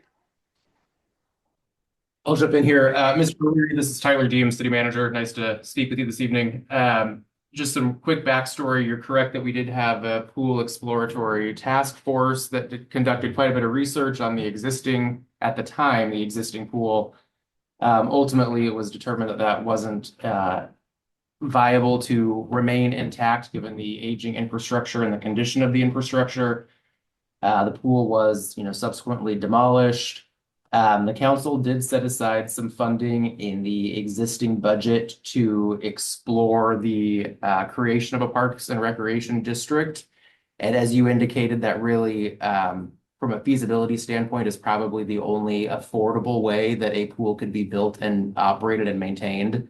The city, under its current budgetary obligations, doesn't have the excess general revenue to support a pool without some supplemental revenue to offset those expenses. And so Parks and Rec District is likely the most reasonable path forward should the community have an interest in trying to find the funding needed to construct and operate an aquatic facility. Council, I don't know if there's anyone that would like to share anything beyond that, but that's kind of the quick and dirty recap of where we were and what may be in the future. I can give a little bit of an update because I'm probably the person who kind of has, said that I would be willing to kind of work with other community members, both within the city limits and outside the city limits. There's several things that have kind of gone on. First of all, we now have a new Parks and Recreation Director. So Tiana Rundell is our new Parks and Recreation Director. So everything was kind of being put on hold till we had that position in place. And then the other thing that's also going on is I'm on the Clackamas County Parks and Trails Master Plan Advisory Committee.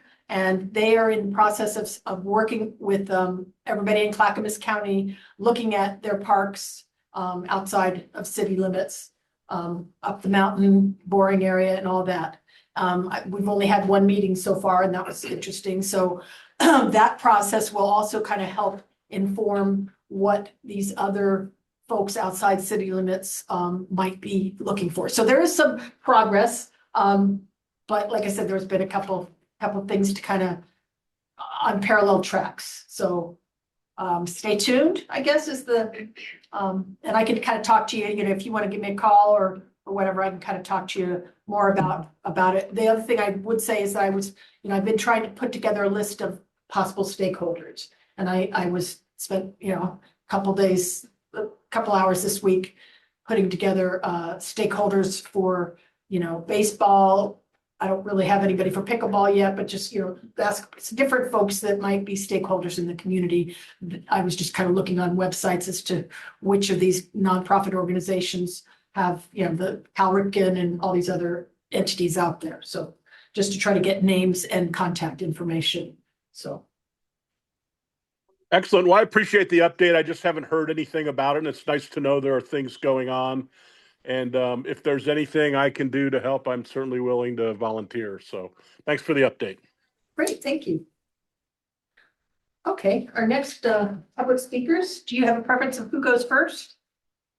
No, I'll go first. Okay. I'd be the Mr. Larry. Porter. Huh? I would be Larry. She's Linda. Right. Mr. Larry Porter then. Go Yeah. ahead. Please give your address and, for the record, your name and address. Larry Porter, address is 15605 Bluff Road, Sandy, Oregon. We live right across from the Viewpoint. A while back, I'm sorry the letter doesn't have a date and I was gone a good part of January, but got a nice letter from John Wallace saying what was going on over there. And actually, I remember looking at it when they were out marking the road. And so I called him and about the camera at John's Road Viewpoint. And we had a nice conversation on the phone and he assured us in the letter and over the phone that they were taking into consideration the great view that people have and they didn't want to disrupt that. So they were taking a lot of care and placement. And he told me on the phone and even in the letter, it says it's going to be as far south in the Viewpoint as they can do it. And we knew they weren't going to go and put it behind the trees. So we thought as far south was probably where the circular rock is. We thought just right to the south of that, there's actually a little sign there that, and they were out there working today and I saw them digging a hole for the new post and it's right, I'm looking out my office window, which is upstairs in our house, and it's right exactly in the middle, right in the middle. And I can, I have this Viewpoint, I can pass these around. The, Pass them around for you. sure. Yep. There's a black mark on there and that's that's where it would be if we're looking out the front window of our house. And the red one is looking out my office. So where the pole, the new pole is going to be. And it really seems unacceptable. John came out and met me out there today, was very concerned and wanted to do whatever he could. And he said he talked to his boss. Is it Tina or Tiana. And at first he said, I'll see if she can come with me, but she had a meeting, so she didn't come out and meet with us. But the rub is they've already, I mean, they're running the pipes into the hole where they're gonna put the post and it's underground.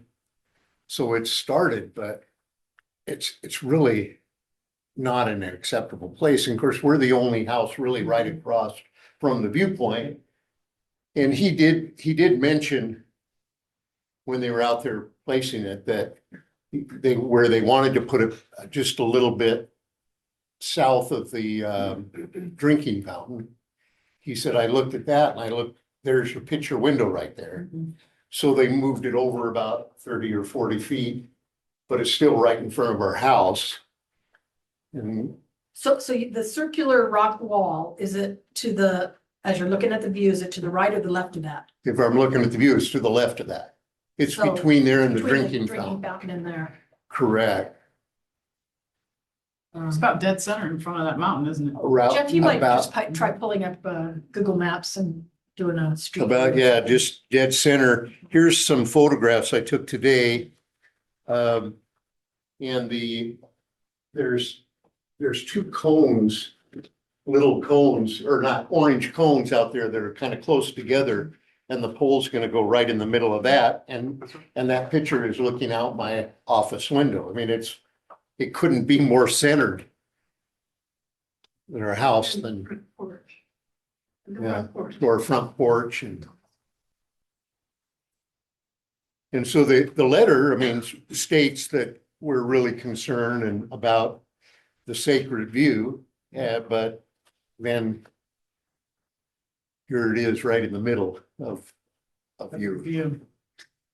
Mayor, I pulled up Street View. I don't know if that's helpful or not. Yeah, that's helpful. It is. Yeah, that's what I was looking for, but I have in mind.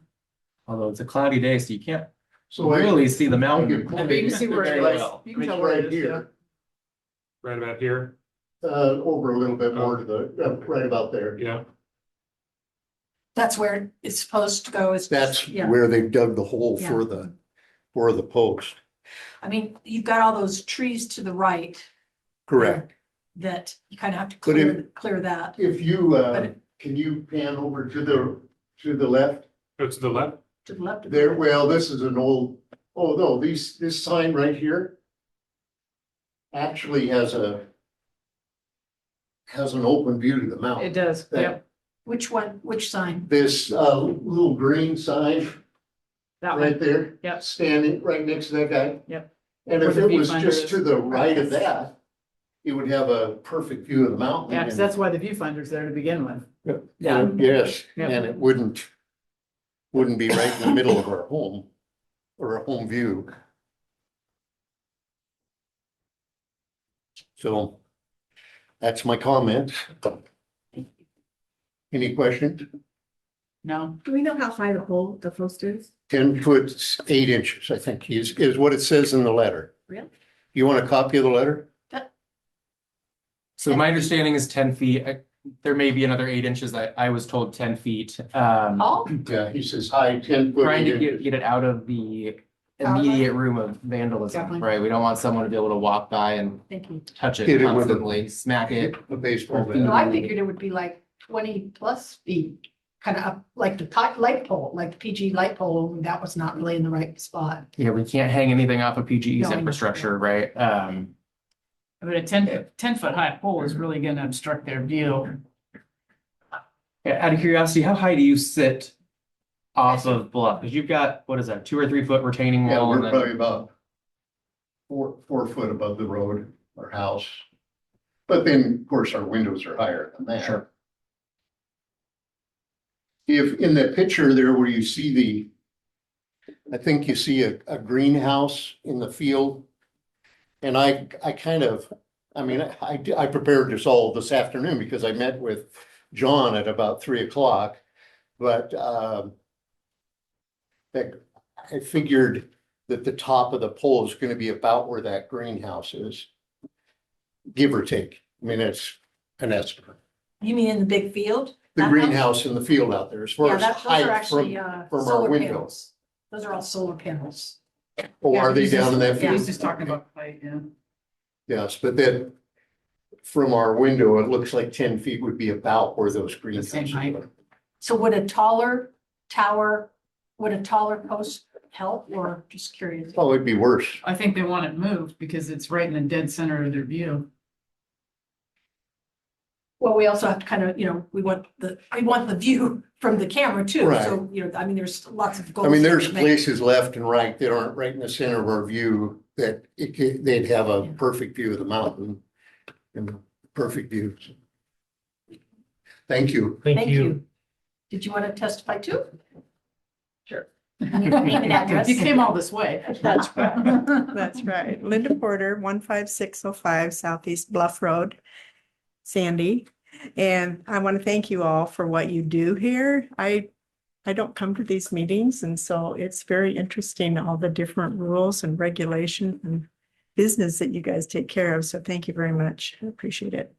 So this undated letter came to us about 2 weeks ago.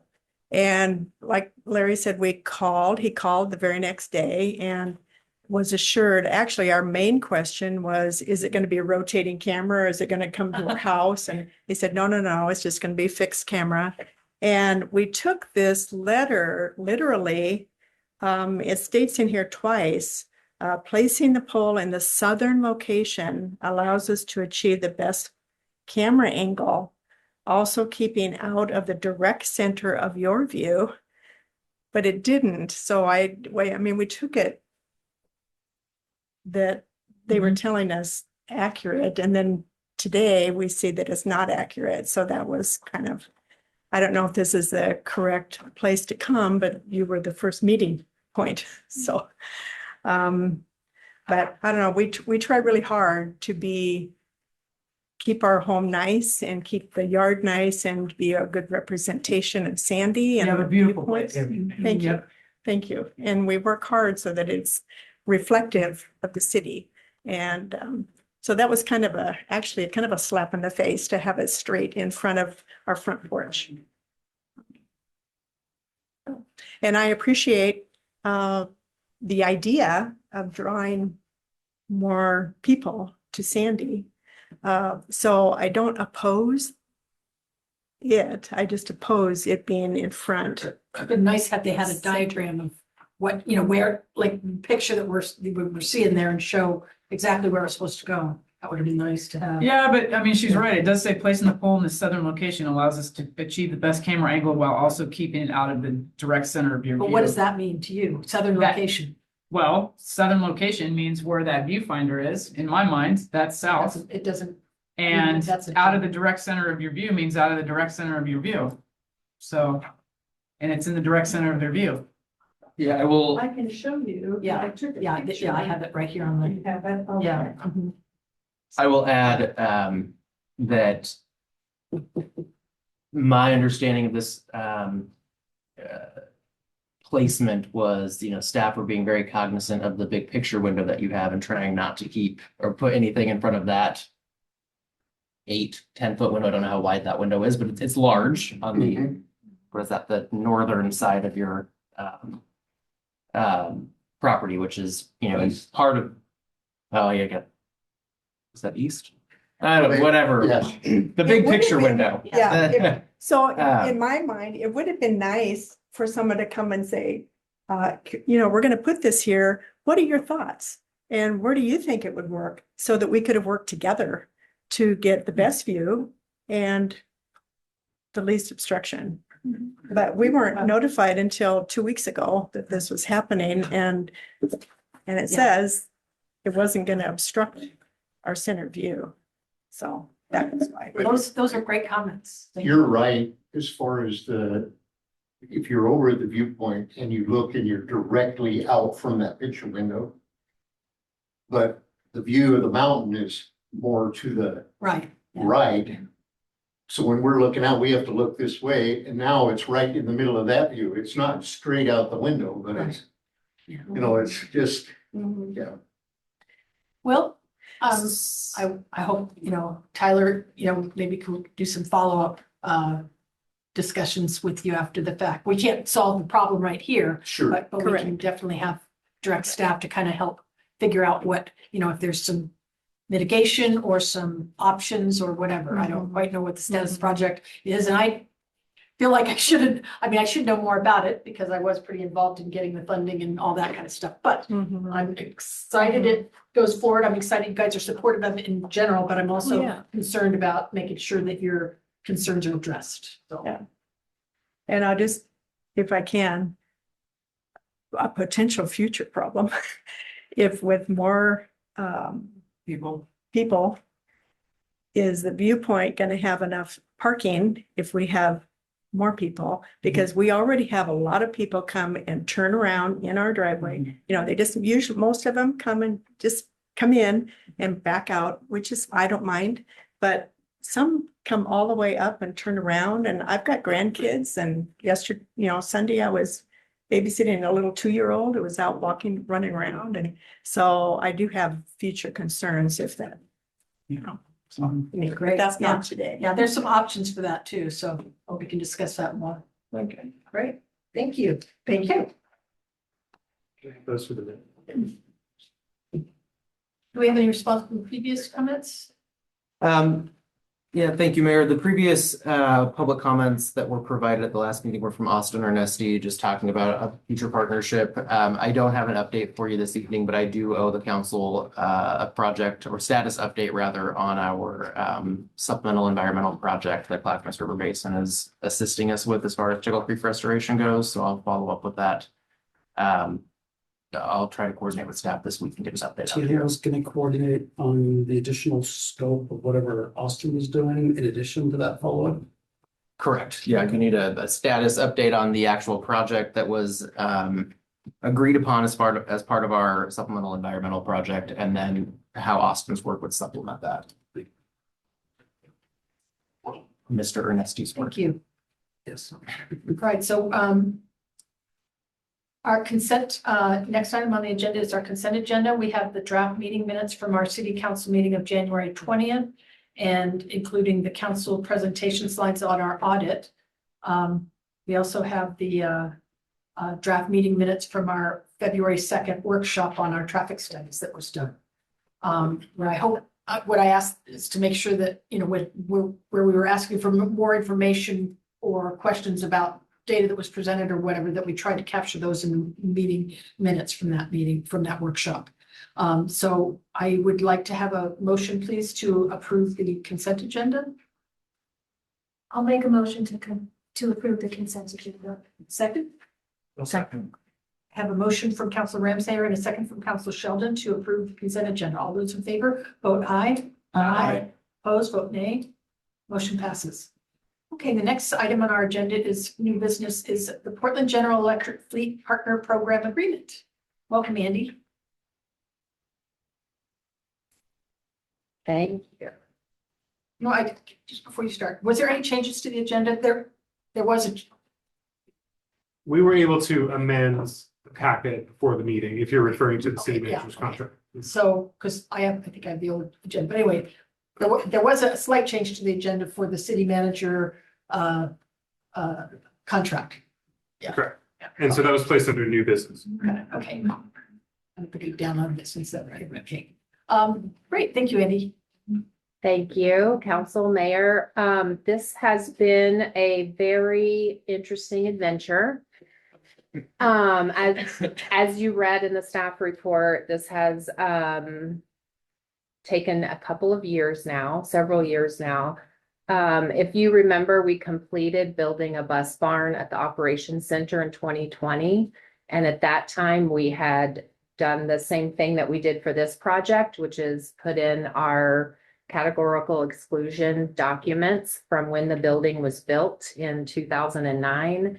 And they said, this looks great. This was your plan all along. Go ahead and build. And so I went into this project with the same ideas that we already have done all of the environmental assessments and we'll be fine. And when I submitted it, the original response was that the trench that would be dug by PGE was deeper than anything that had originally been cited in the 2009 documents. And so it had also been a long time since 2009, and they wanted a brand new environmental documentation done.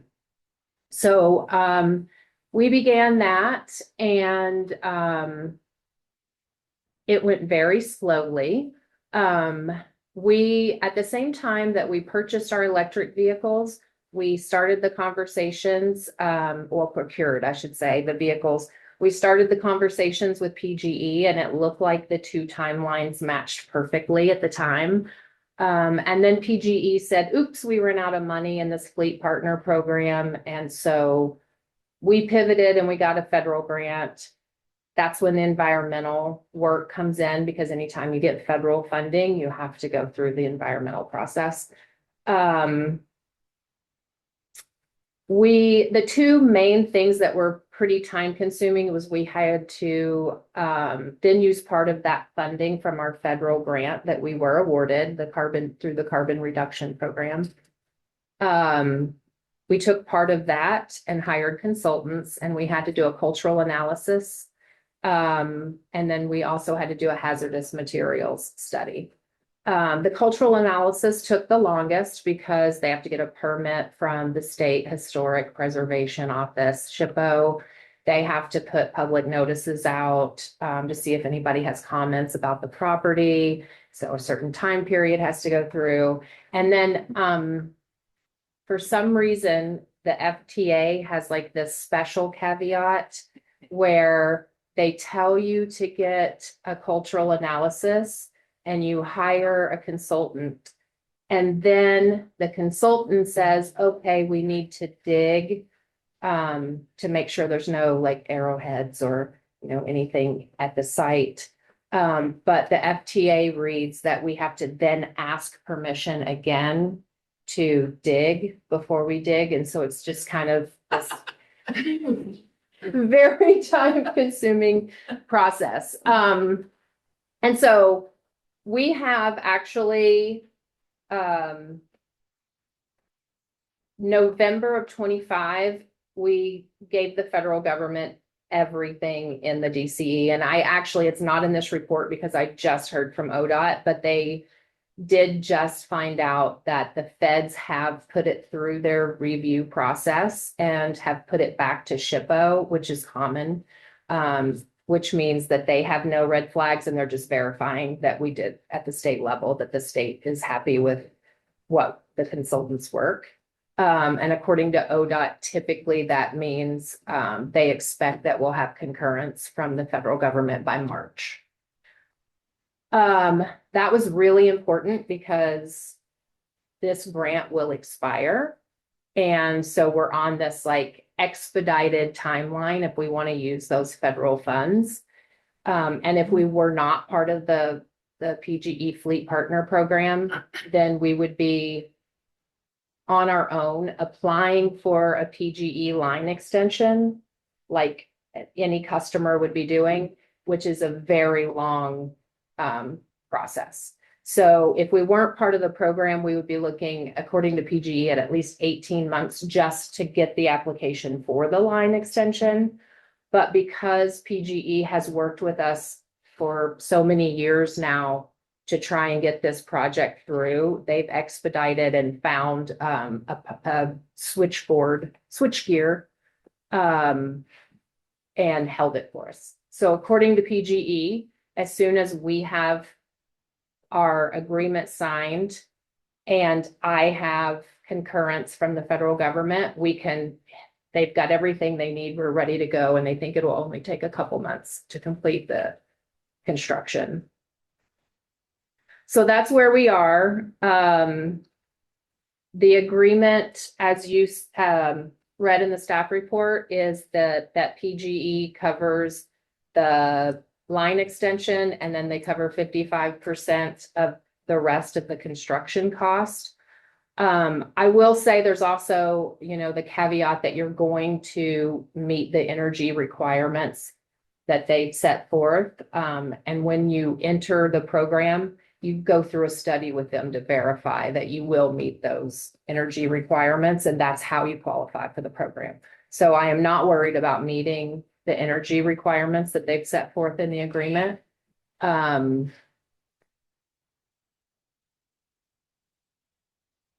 want to just briefly touch on project cost without this partnership? Well, I mean, yes. So this partnership, as you see there, and it's not an estimate, actually, this is the cost. So if we agree to this, then we agree to $324,000+ of the $724,000. Sorry, I'm not. $793,284. So we would be agreeing to the $324,900. And like I said, I have, I believe, 56 left in my federal grant. So, which that's actually in here somewhere. So I have 352,800 left in the federal grant. So the federal grant would cover our portion of this PGE agreement. If we don't, then what's going to happen is, if we weren't in this program, like I said, then we would move forward, put out an RFP, hire a construction company to do the infrastructure that's up to the street. We would still rely on PGE to do the line extension at the road and put in that infrastructure. But we could theoretically hire a construction company just to do the other infrastructure part. I'm assuming it would cost $700,000, if not more, and we would be responsible for all of that. We also would not meet that federal grant timeline, so we would be looking at going on our own and not having federal funds to cover it. Andy, I assume you have, because you're really good about this stuff. Yep. But have you reached out to them to see about an extension? The federal? Yeah. Yes, I've talked to ODOT about it, because my funds come through ODOT, as you know. Well, being that it's a federal holdup and it's a federal grant. Yeah.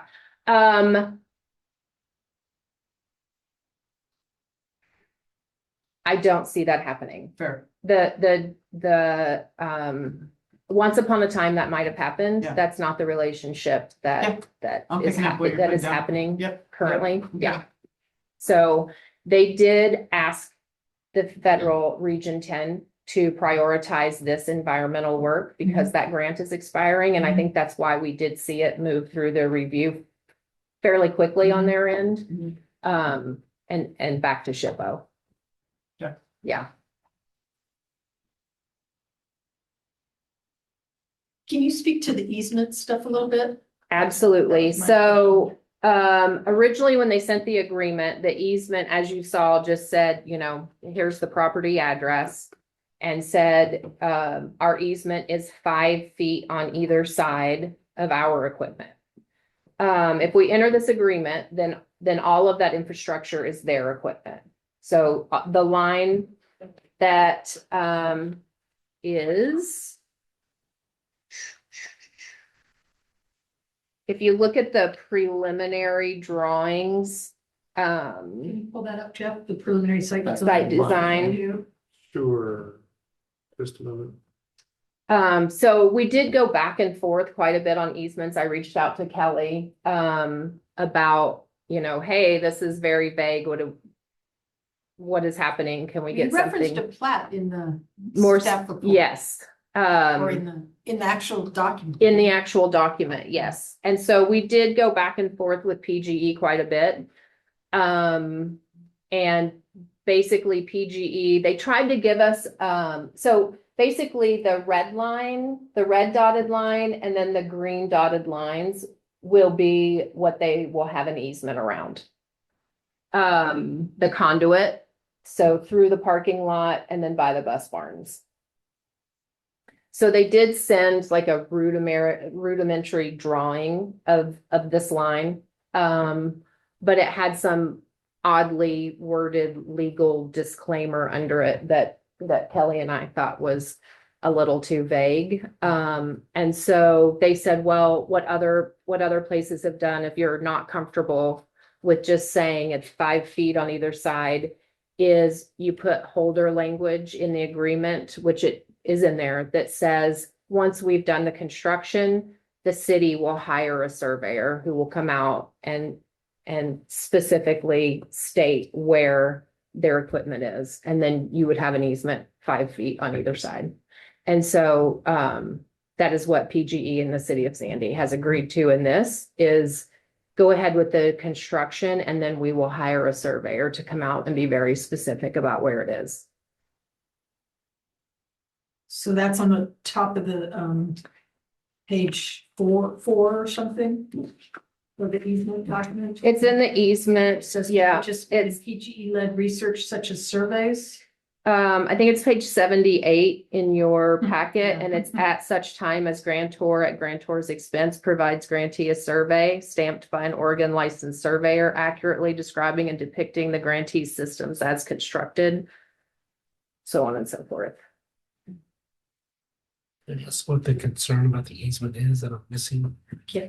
Can I ask what the concern about the Oh. easement is that I'm missing? Well, the document that, you know, the easement document that I had, and it's like 10 pages long, it just had a lot of, it wasn't a participation, I'm gonna look at it wrong. Here, hold on. You have a 10-page one? I think it's 4 pages. Easement. Here we go. The issue was,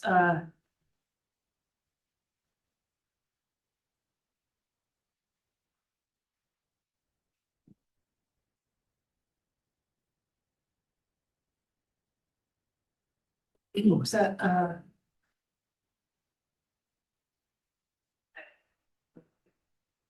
in addition to the easement granted, it's under existing systems. In addition to the easement granted hereby, grantor hereby confirms and ratifies all of grantee's systems currently located on the property, and to the extent not previously conveyed to grantee, hereby grants and conveys to grantee a non-exclusive perpetual easement and right-of-way with respect to such currently located systems upon the terms and conditions set forth therein. And so I was like, well, that's, you know, that's like Very broad.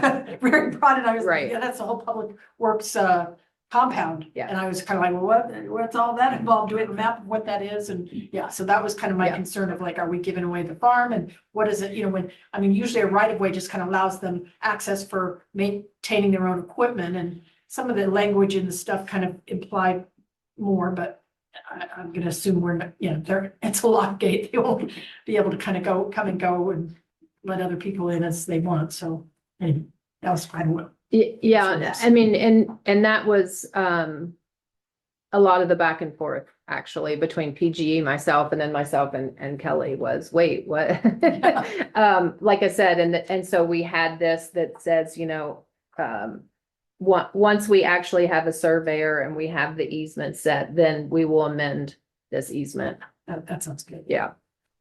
The one question I have on this, whether or not it's even possible, is to have an exit when the right of way or easement would be revoked or rescinded.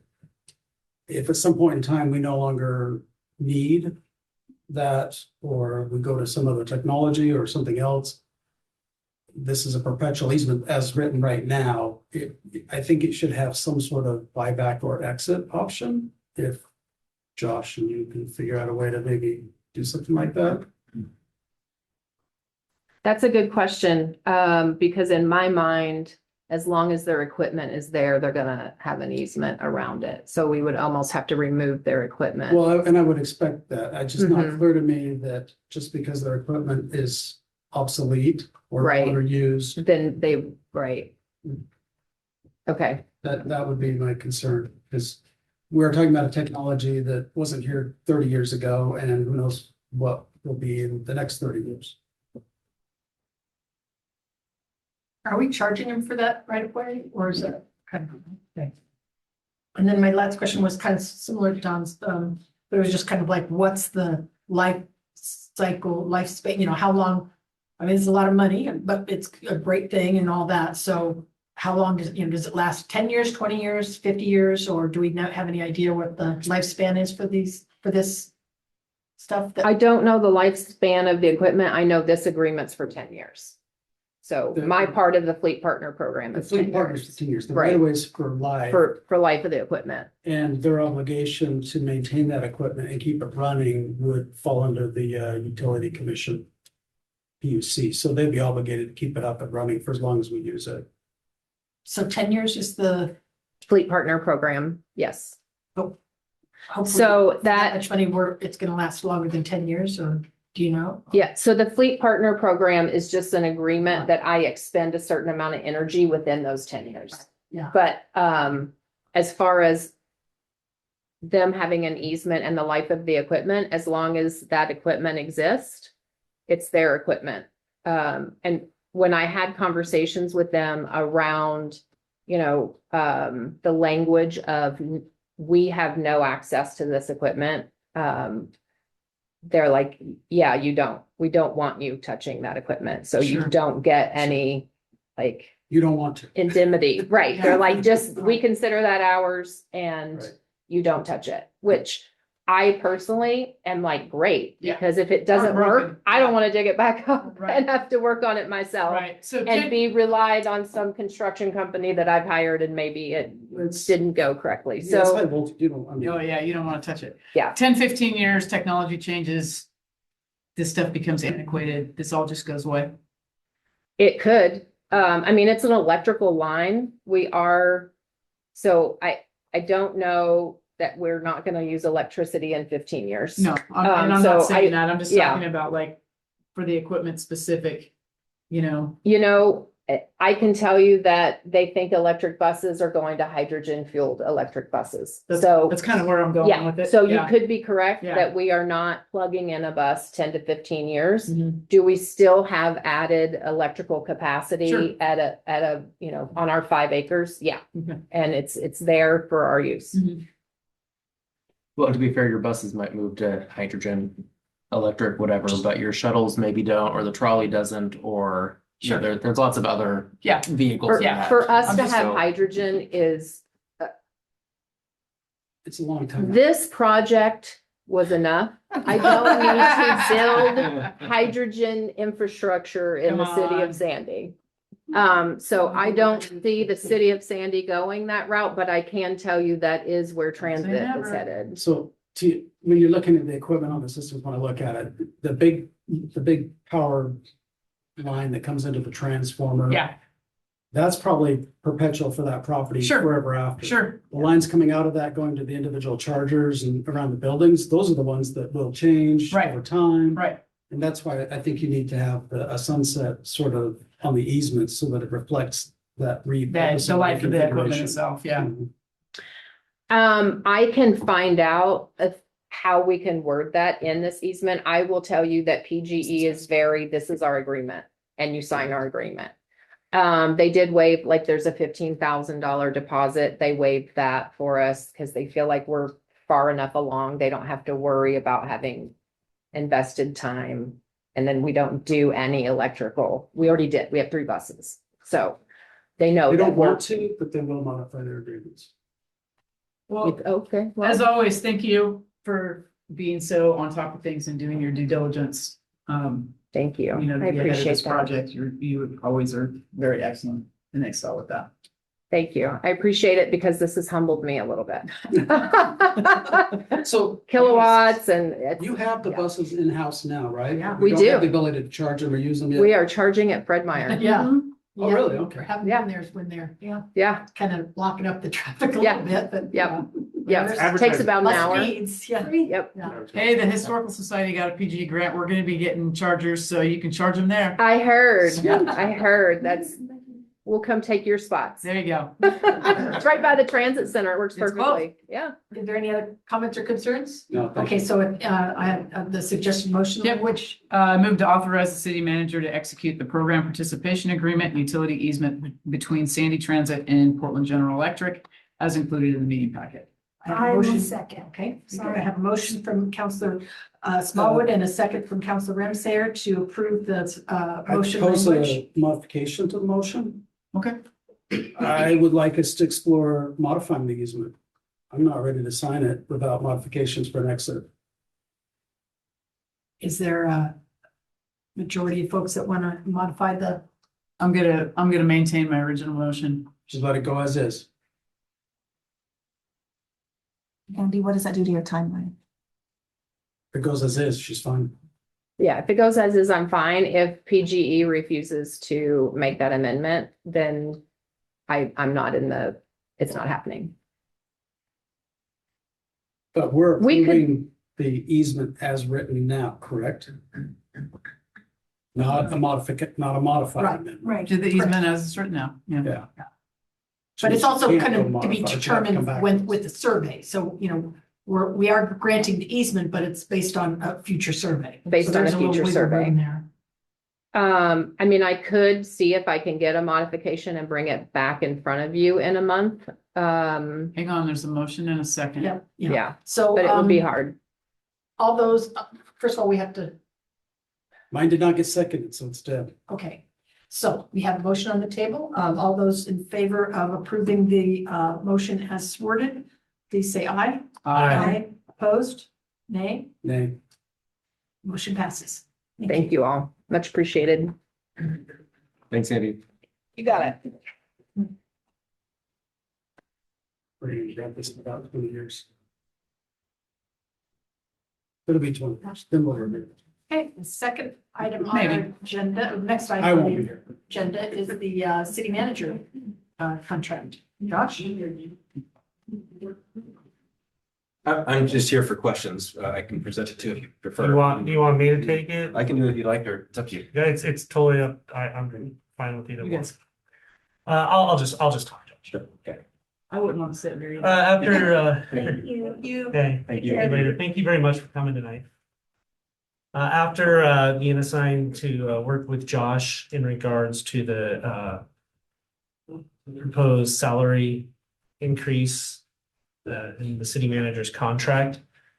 I think that upon review, especially, I know one of the questions that's going to come up is, do we have any comparables? And I don't think we do, but I did do some math. And I think what's selling me is just to please keep in mind that the 4.5% increase still puts Tyler at mid-range, which is where he's at. within our own pay scale. If you add to the inflation of what it was posted at, the top end salary would be about 197,827. And Tyler's looking to come in at the proposed amount, which is considerably less. So that was the logic in keeping it at about 4.5 is it's keeping him in the same mid-range salary range. So I know any effects of other outside considerations and stuff. Again, it's within the mid-range salary range Can you, due to inflation. can you give those numbers again? What the mid-range is? Yeah, the mid-range right now, and please, if somebody, do we have that actually? Because I'm just using my own math of finding the CPI for each year. Oh, the CPI since the contract was Yeah, executed. since our original one, yeah. I think the only person who has those numbers in his head is probably the city manager. So. Yeah, I mean, Tyler, what is the top end for the city manager? Yeah, just a second, I'll pull up the spreadsheet. It was advertised As in 180. 2023 as 140 to 180. Right. But as far as CPI since then, I don't have that in my head. I just need to find the right folder that it's gonna give me just a second. So, I mean, while he pulls that up, it should be just under 200. Yeah. So taking That that, sounds about right to me. Puts it like 193, right? taking that 140 to 180 and applying, excuse me, the cost of living adjustments that are tied to CPI over the last 3 years would put the range between 156.9 and 201.8. So I will. And what's being proposed is 180, 170. So that's, So we're still staying in the mid-range. And I think it's the 4.5% increase after doing the job as much as he does is a very, most places I know to include within the city is about a 4 to a 5% increase. So he's right in the middle of what would be a normal step increase. I'll be quiet now. okay. No, The- thanks. the only Thank you thing- for all that Concerns? information. The only thing that I wanted to add is that we had talked about, so it didn't make it into this, was in your packet. We talked about making the change effective September 24th, 2025 to coincide with his contract anniversary. So if there is a motion made to approve this, just please note to make it effective September 24th, 2025. 24th, 25, okay. So then he gets retro? You'll get retro pay. Yep. Back to when his contract should have been. Sure. Okay, so there's a motion in the staff report. Okay, hang on just a second. How does this Sorry. affect all the other department heads? Like, are we gonna be looking at doing 4.5% raises straight across the board? I know, big smiles, big smiles. Well, the department heads are all on a salary They all have a scale. pay scale. And the city manager is the only employee who's not. Contract. I get that, but like in the past, when we've gone, when we've gone and we've looked at like cost analysis. And historically, at least while I've been here, we're looking at those salaries and the percent increases seem to travel about the same across the board. So I'll say, looking back to my time when I was an in-house city Yeah, attorney under please. contract Yeah. with the city council. Most employees are on a salary scale. For sure. With steps. Yep. And so they progress along those steps. And the lucky city attorney and city manager, when they're in-house, aren't on that system. Right. And so they're stuck where they are, other than COLAs, until the city council decides to move them along. That's different than making a adjustment to the scale based on a market change. I guess maybe that's. This what I is was more like thinking of, the was equivalent of when we giving looked at that. him a step increase. Sure. After X number of years. Yeah. Yeah, because for most department heads, even outside of it's a graduated this much per year until you reach that top salary, which is to my point. Tyler still has a lot of room till he hits that top Sure, salary. And yeah. so that's why I feel like the 4.5% is reasonable. No, I appreciate your thought process there. Any other questions or comments? Concerns? Somebody want to make a motion? That includes Can I make it because I had the amendment that I forgot to tell Josh about. That's all. I moved to authorize the mayor to execute one before I asked. It's September 25th, 2025. September 24th, 2025. 2025. September 24th. Okay, thank you. I move to authorize the mayor to execute the proposed amendments to the city manager's employment contract with an effective date of September 24th, 2025. All those, excuse me, may I have a second? I'll second. Have a motion from Counselor Sheldon and a second from Counselor Hanley to approve the motion for the city manager's employment contract. All those in favor, vote aye. Aye. Opposed, vote nay. Motion passes. Thank you. Thanks. I just need to get stuff kind of cleared in my head. Appreciate the info. The original date of Tyler's contract was, I think, September 15th. The reason for the difference is because we always make coincide with the beginning of the pay period. That's the reason for the 9-day difference. Do we have a government relations update from Nellie? Is she online? She is online. Very We're good. gonna move her to the front. Good evening. Good evening, everyone. Thank you. I hope you're all doing well. As you know, we've had a busy session that commenced February 2nd. It's the short session this year, so 35 days if we go the full length of the constitutional allowance. I just wanted to let you know that yesterday, February 16th, although it was President's Day, it was also the Chamber of Origin deadline. So all of the bills that are in policy committees that have not been scheduled for a work session or had a public hearing died. So there were a number of bills that died yesterday. The second Chamber of Origin deadline, as you know, if the bill starts in the House and moves to the Senate, stop me if I'm like spoon feeding you a little too much, but the second Chamber of Origin deadline is February 26th. So as you know, this is a very fast-paced 35 days. March 8th is when the session should sine die unless anything happens between now and then or they decide to adjourn earlier. And then the next date that's of importance is March 10th because that's filing day for all those individuals running for office. So it's a short, condensed timeline. As you're all aware, I think we talked, sorry, let me pause. No, you're fine. Sometimes there's a little bit of feedback now. That you're fine. Keep going. Okay, sorry. So so Sandy is asking for $9 million as we had discussed in one of the past meetings. And I wanted to thank Mayor Walker for her wonderful testimony Friday afternoon. She was incredibly patient as she had to listen to scores of asks. It turns out, I learned today that there is going to be about $77 million that will be allocated this session. Sandy is still on the list of Senator Drazen and is still a viable option. Obviously, there are a lot of things, a lot of moving parts, a lot of politics. But we can get into that later. But we do have some Ways and Means meetings scheduled on March 3rd with the co-chairs of Ways and Means. So that's very important to get that through. And, that'll be something that we'll be in person and we can have more conversations about that.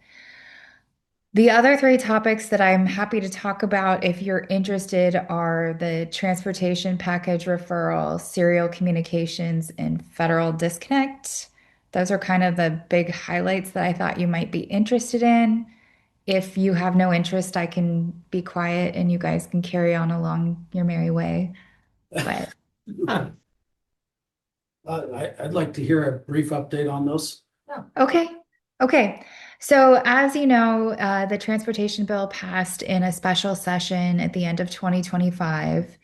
It's $4.3 billion over 10 years in tax revenue. And actually what happened this session, because in 35 days, naturally, let's take some of the most controversial issues and cram them through in 35 days. That's kind of how we roll in Oregon. Senate Bill 1599 is essentially because voters were able to pass 45 100 signatures. No, I think it's 1,000 signatures. I think my notes are wrong on that one. Anyway, they got enough signatures to refer it to the November ballot. The issue is it's a gubernatorial ballot year. So, in an effort to let me phrase this correctly, give lawmakers the clarity they need to find a long-term funding solution in 2027. The goal is to move the vote for the referral of this tax measure to May.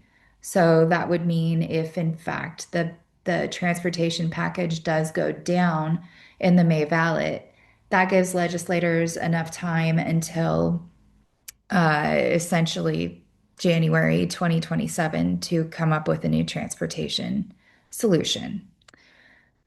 Obviously, Way for you to say that. That's a Sorry. very political way for you to say that.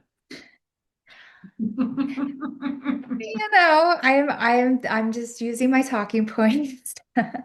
But yeah, it's very political. It's highly charged.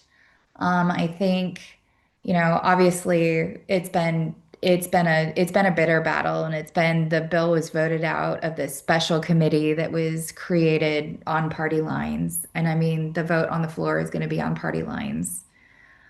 I mean, it's the truth of the matter, and they have the votes essentially. So unless there is a walkout, I would, tend to predict that they've got the votes to get it on the May ballot, would be all I can say on that one. But the other bill that is of interest that is still alive is House Bill 4177 in rules. And that's the serial communications bill. And it's basically Cliff Notes version is they're trying to water down the restrictions that we've had multiple conversations about how serious that is and how that affects all of you. And basically what it will do is water down the procedural matters. So like if it's anything procedural, it would allow all of you to have conversations with no deliberation and decision making. But if it's about procedure, it's okay to have those conversations. You'd be allowed to share views of outside parties, public articles, and constituent letters with each other. Seems fairly straightforward, but obviously it needed to be clarified. Representative Sosa has been the one that's been pushing this. Media, constituents, or public conversations may be had unless it's used as third-party intermediaries to sway a vote. So that also kind of waters it down. And basically, the training that would be required for serial communications is broadened. So it would be 3 months before being elected to up to a year after being elected to take that training. So they're trying to kind of broaden that window. The one concession they are giving in this process is the enforcement of any kind of violation. Currently, I believe it's at 90 days and at 30 days, and it would be at 90 days. So you would have an extra 60 days to file a violation. So it's not everything, but it's a start, and it's still alive because it's in rules. So it's not in a policy committee. So the first and second chamber of origin deadline don't apply to them. That's all I have on that topic. And for the federal, sorry, I get the random feedback. I apologize. I'm sorry. I will see you guys next month, I promise.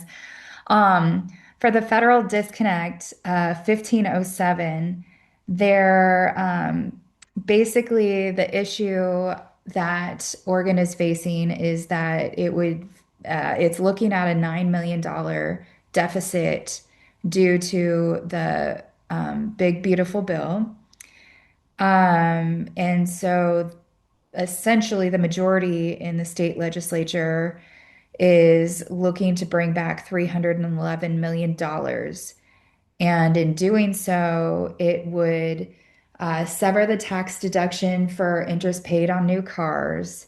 It would sever the tax exemption from selling private company stocks. And it would also sever the benefit of allowing businesses that make big machinery purchases from immediately claiming tax deductions for all equipment. It did pass the Senate 17-3, which is party lines with the addition of Senator Mark Meek, the Democrat out of Oregon City. So that will be headed to the House floor. And obviously, on the opposing side, Senate Republican leader Bruce Starr came out saying, you know, this is a huge tax increase and we're basically throwing all this away, and take it as you will, but those are both sides. And those are like three giant issues that are being deliberated within 35 days. So. Nellie, could you just kind of clarify? I didn't hear that. You're saying because of Big Beautiful Bill, Oregon is looking at a shortage of 9 million? 900 million. 900 million, okay. So it's essentially taking tax revenue, because the Big Beautiful Bill arguably is giving tax breaks. And that's revenue that Oregon sees as losing. I thought you said 9, and so I was like, well, how, why do they need? Yeah, no, sorry, 900. I speak quickly. My apologies. Thank you. Any other questions? Thank you very much. Appreciate it. And Mayor, I just want to reiterate, thank you so much for your wonderful testimony. You did an excellent job, and you were so patient waiting for your turn. So thank you. But I was given. Thank you. Okay. Thanks, Nellie. Thanks. Thank you. See you next time.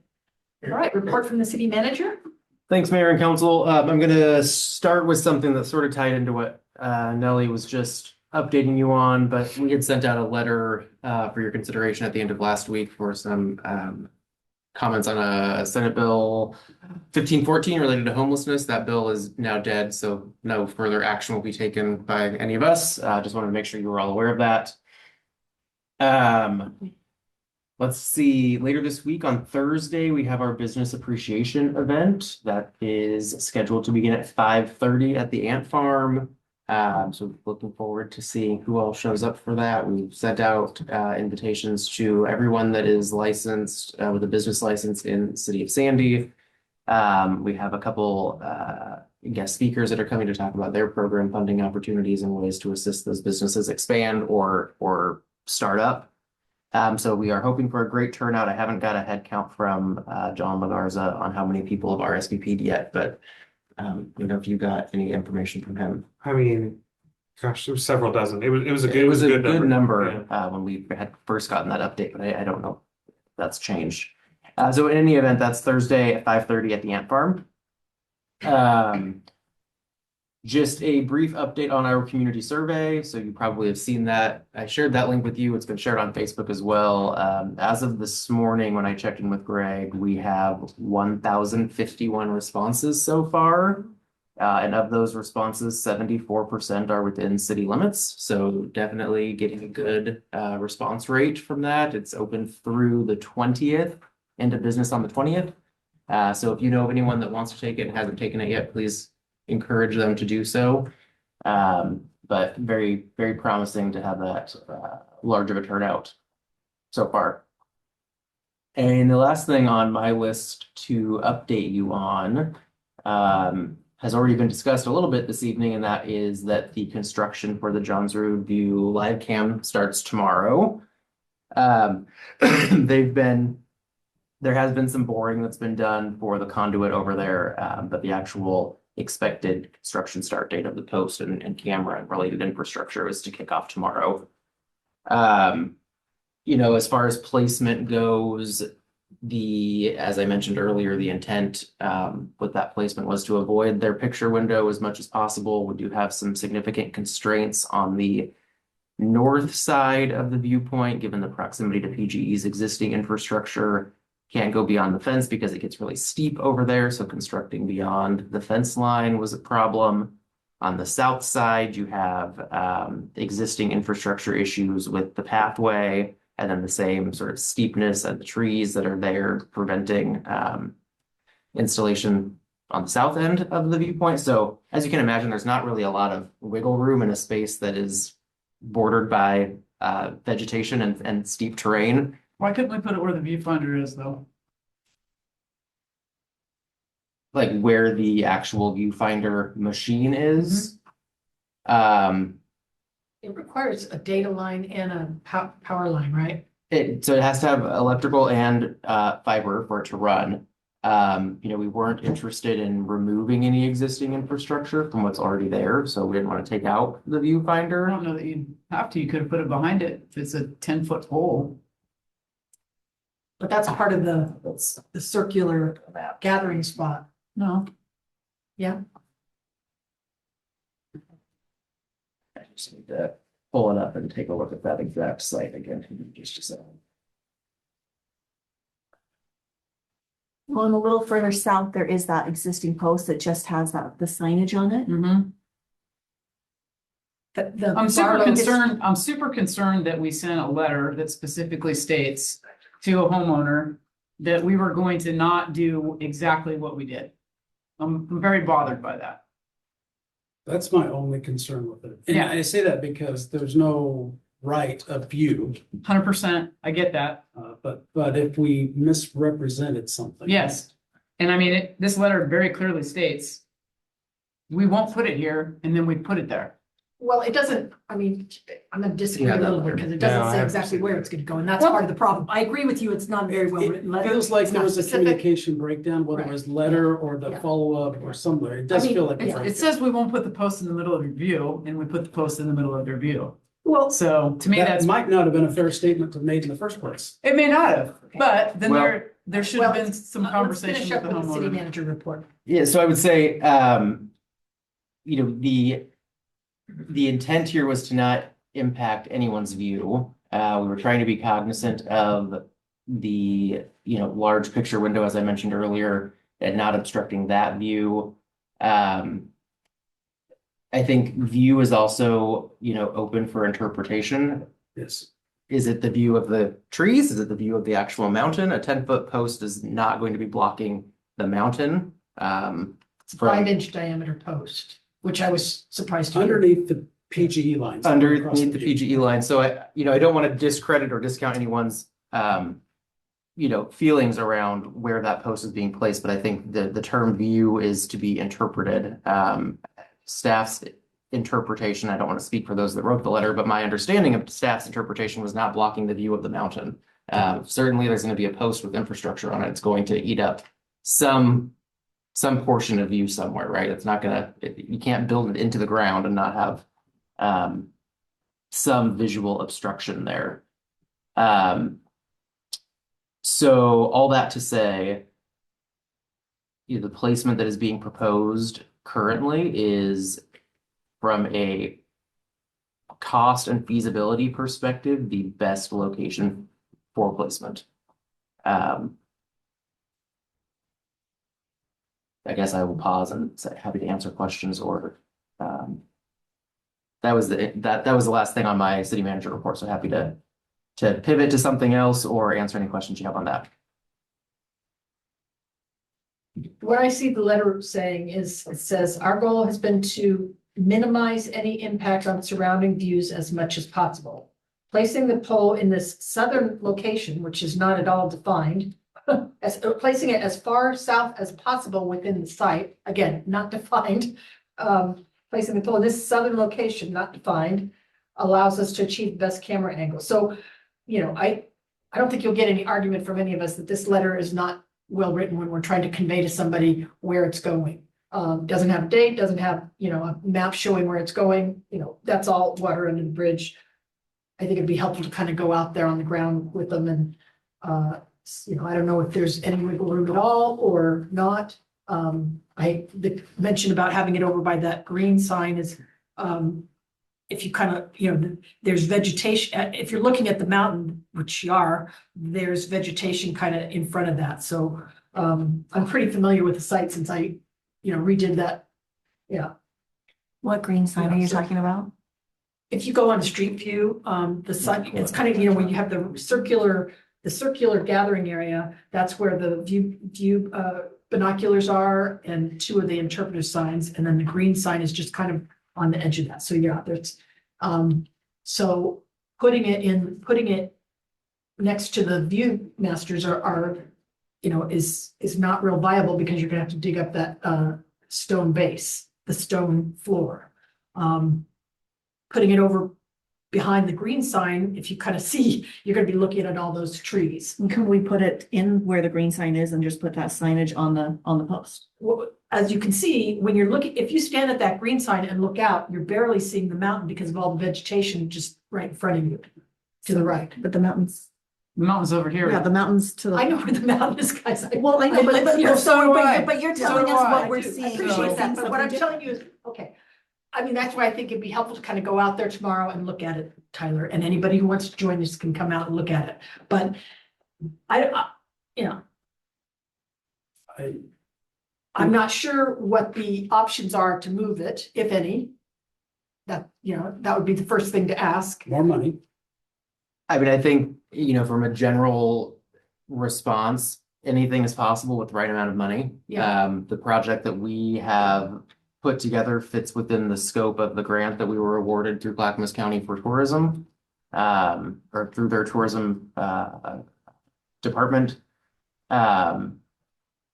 Boring gets exceptionally expensive depending on what type of material you're boring under, right? So where we're coming at currently, you're not going under any pavers or any additional concrete. It's in sort of an open space next to some rocks and some bushes. There's also the, proximity to existing electrical and sandy net fiber that needs to be considered. Also And be a then shorter distance. Shorter distance. How far are we boring? Are you just talking about boring a hole or are you talking about having to attach utilities? attaching the utilities, so you're coming, So this pole would be more southern than where we're currently placing it, so you'd be tying it at a shorter distance. I don't want to spend a lot of time on No, that's, alternatives other than to identify the fact that the letter could have been a lot better, needs to be better in the future. We need to follow up better. And I am curious when we run into these sort of things, if there's a cost difference between where it's most practical for us and a location that's more practical for someone else, can they pay the difference? Can we even pursue something like that? How about if we just kind of get out of the ground? You all may be right about a lot of stuff. There may be some options. My concern is that we're not, I'm not looking, digging up all that stone stuff is very expensive. We don't want to do that. So is there a spot over there between the water fountain and the big stone circle, or past the stone circle that still sees the mountain and the view? If those, looking out there would be really helpful to kind of see what the options are, what that would take for the fiber net and the other thing, the electrical, whatever it is. So if I can interrupt you Yeah, just go ahead. quickly, Mayor, I'm told that if we were to go to the south where that existing, I don't know what's on that post, but this post with the green signs, that would require some tree removal to make sure that the view is not hindered, for lack of a better term. And so again, trying not to destroy what's already there or impact other vegetation. There still would need to be some sort of analysis as well on the stability of that slope. What drilling into it and putting in a post there means. Is there additional, foundation work, for lack of a better term, that needs to happen, or some sort of retaining wall to ensure that it is there for good and not going to start leaning like the existing green post is doing today. I don't want to spend any city money on moving it.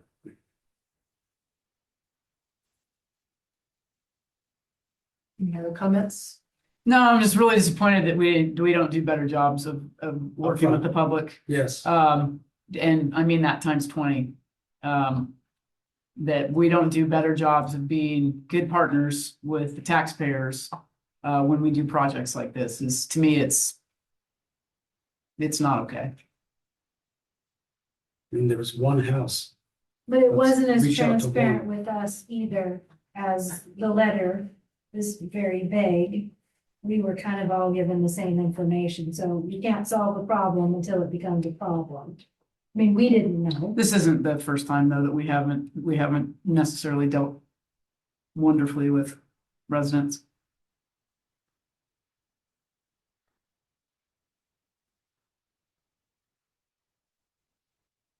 It's always room for improvement. Okay, well, any other city manager comments? Not today, thank you. Okay, very good.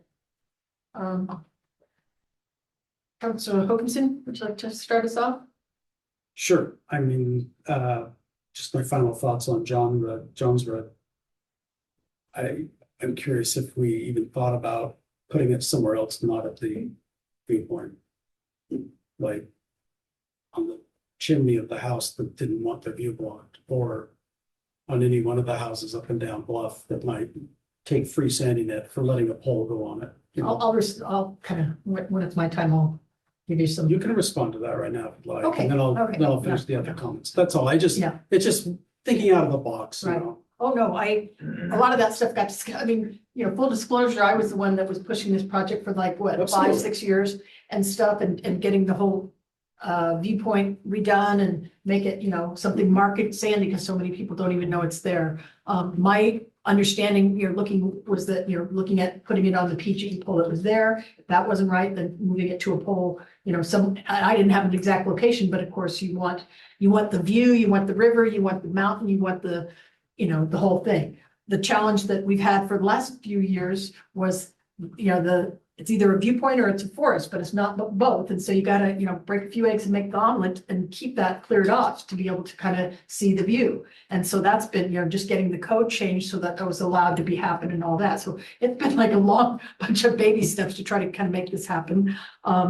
The original objective here was to, do like they've done at Timberline, they've done it over the coast and all, it was under a partnership with one of the news stations to have, like a Matt Safino or whoever saying, live, and here we are live from John's viewpoint and, showing off the sunset or alpenglow or whatever, and just really marketing things that way. That was the original intent. If the camera would be owned by the news station, they maintain it and all that, we install it.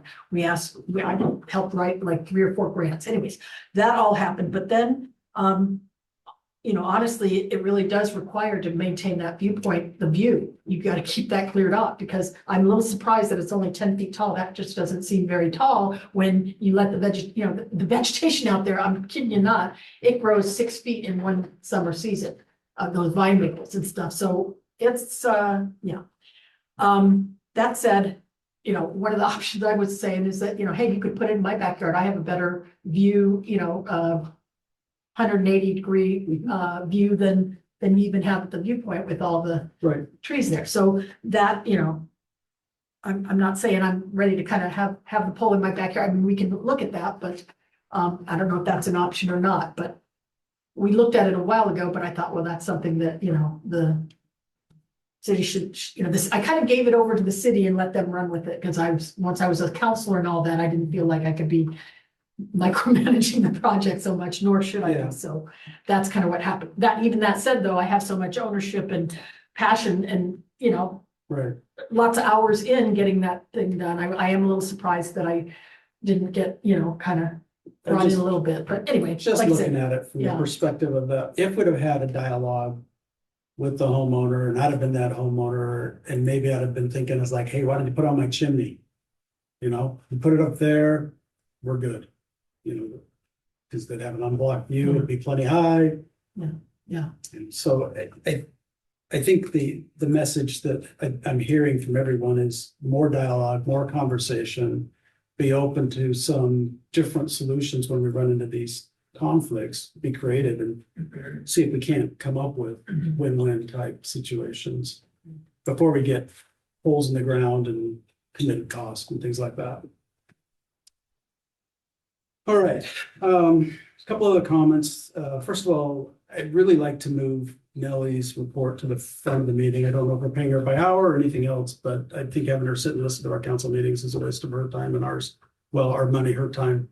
So I'd like to see her just a regular as early as possible so that she doesn't have to waste time with us and we get to spend more of her money, her time in Salem or wherever. Third, I guess. I enjoyed the workshop last week on the red lights. I thought it was very educational. We learned a lot. Mayor put a post out there summarizing a lot of those things on Facebook, which started to create some input, which was mostly supportive, I thought, as I just perused some of it. I would like to see more public involvement on this particular topic. Maybe a special workshop where we invite the public. It's not a formal meeting, but where we have the opportunity to solicit opinion outside of present something in like 2 weeks before they come back and tell us what they like or don't like about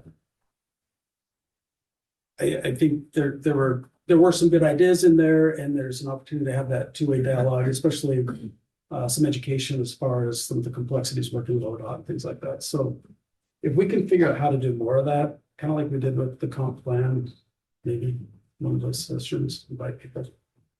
That was one thought. This other one is more of a concern. It's a little critical of you, Mayor, and I apologize, but given our situation, I have to talk about it in the open forum. And it's not you personally critical, but it's more how we operate as a council. Particularly, it kind of blew up a few weeks ago with the wastewater and my recommendation that we disband the committee because it was starting to become the conflict around just having the committee. I think it's very important that if we're not going to have committees to do that kind of oversight, which was always questionable in the first place, but we had to do it just because of the speed that the things we had to accomplish in the time we had to do it in. I think it was what we had to do, but is to make sure that we don't sidestep council for making significant recommendations or changes to what's ultimately going to come out of the wastewater plant. If we're going to look at the smoothest option we got briefed on the other day, I think that's council level discussions that we need to have to make sure that we're all aligned and that anything that's going to ultimately spend more money than what was originally designed has full council, maybe not, but at least the majority council support before we move. And that we're very careful about the mayor in the role of mayor of being able to set agendas and things through our city charter, but being able not to step beyond that to actually craft policy or craft things that should be in front of the council. So that's just a concern I have and something I throw out. I'd like to make sure some of these things are coming to full council, that we all have transparency on what's coming down, what's being worked on, what's an appropriate master plan response or update. So that's what I'm interested in. With that, thank you. I got a city net meeting this week. So other than that, nothing to report for the last few weeks. Councilor Hanley? Yeah, I think I am still uncomfortable with the John Zerb viewpoint stuff because I think that what we're learning is that we didn't communicate well enough, but sucks for you is a little bit how it feels when this really affects real people, right? So I don't know that I'm comfortable with just dropping it and letting it just lie as it is. I think, yeah, it may cost us a little more money, but in the end, I think it's important that we listen to these folks and come together and come up with a plan that works for everybody. Because this idea of just, well, we'll do better next time is not okay. Library stuff, I've got, thank you, Jeff, for printing out the 2024 and the 25 summaries of service, and they have some incredible stuff going on there. And I just want to make sure that everybody is able to see how much they're doing, the real numbers, the real stuff. We printed off both years just so you can see the snapshot of. That's all, Wendy, thank you. They're pretty incredible over there, and I don't know that they that we all see that it's such a labor of love and it's, you know. That's good. You guys knew there's only 7 of us. I have stuff for the public, Laura.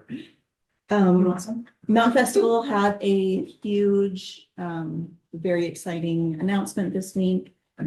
They got to announce that they are bringing the carnival back, and I can't even tell you how much work that Kelly French in particular has put into making this happen. I mean, it has been every day. She's been working on it for a full year. Wait, who's this? Kelly French. Oh, right. Yeah, who's over the carnival. Right. And so exciting. And yeah, so we just need to make sure that it's super well attended so that that company will want to come and then sign a multi-year contract. Thank you, Laura. Where's it, just sorry if I may ask a question, is the plan to keep it in the same spot in the center there? Is that really the best venue for that as opposed to maybe like the community center property or? I something think like they have that? explored all of the options and that's the one that's the most viable. And I think that's all I have. Oh, I'm very excited about the business lunch, about the business, what it was called again? Business appreciation. Thank you. Business appreciation event and being at Chamber of Commerce, people are really excited about it. And I've heard a lot of good feedback about, oh man, we're gonna be there. And so well played, folks. Me, the Deer Point Park ribbon cutting. It had been like 17 days since it rained and it rained that day and they all stayed dry. So, Thanks to the cover. Because of the yep, cover. mission accomplished. There were quite a few people out who came to kind of celebrate the opening of the park, which was really nice to see because it was a really wet and windy and cruddy day. There were kids playing at the other end of the basketball court. There was plenty of room for everybody to have their hot cocoa and play structure. We heard feedback. I heard feedback that the play structure was really nice because it was really inclusive. It was really different than anything their kids had ever been on, and they liked the new kind of not the same old, same old. Not only is the activities on the play structure different and unique, but the design, the colors, everything is different. So it was really fun, even in the rain, to see kids playing on that. I had my regional water providers consortium meeting on the 4th. It was a long one. We had 3 programs from the Willamette Water Supply Program, which was in Tualatin. It was a 10-year project, $1.6 billion for fresh water. I know that there's just so much more now that I listen to and understand about water than I ever did. So to hear all these different things, the Cascade Water Alliance, Cascade Groundwater Alliance in Gresham, they are leaving the Portland Water Bureau and going on their own. They're going to be full service groundwater to around 137. All the Gresham residents and all of those on the Rockwood Water table, they're all going to groundwater by mid-March is the hope. Phase 2 will be completely phased in June of 2026. So they're making a lot of changes there and they're kind of separating from the Portland Water, the Bull Run watershed and all of those things. So there's a lot going on. It's because they're afraid of what the rates are gonna be. Yeah. It'll be interesting. My folks live on the outer skirts of Southeast Portland and I asked them, they are on the Rockwood Water. I wondered if they had noticed any difference, what have they gotten in the mail to let them know, and they said they hadn't seen anything, so I wanted them to call and see if they were so far out, because they're not in Gresham, but they pay the Rockwood, if they were in that thing and what difference they would notice, just for my own. Yeah. Just because when you know stuff, you kind of want to know. So, that was my excitement. As far as the Johns Road, I think I kind of go back to, we can't predict the future. We can't know what we don't know until we see it. And it's disappointing that it's not what we had hoped. And hopefully we can figure out some way to to bring a resolution that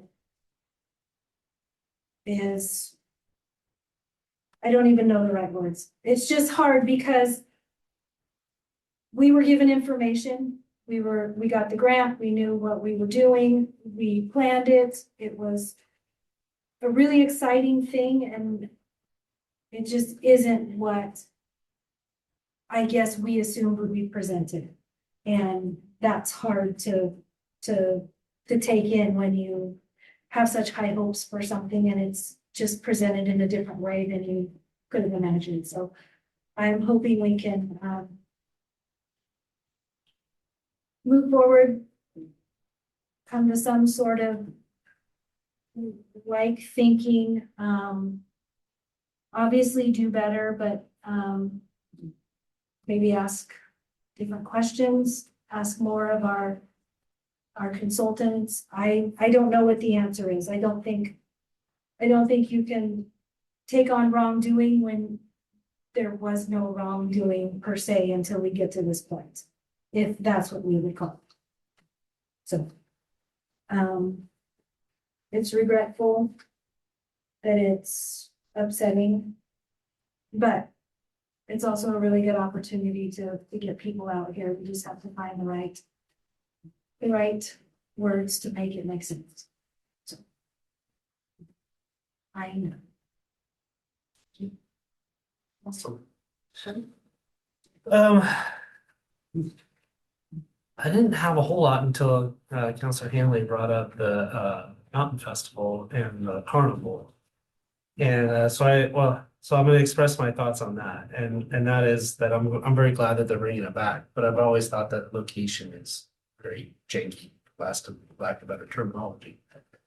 And I think as I sat here and thought about it, you know, what an opportunity to kind of, I know Mountain Festival has always been highly focused on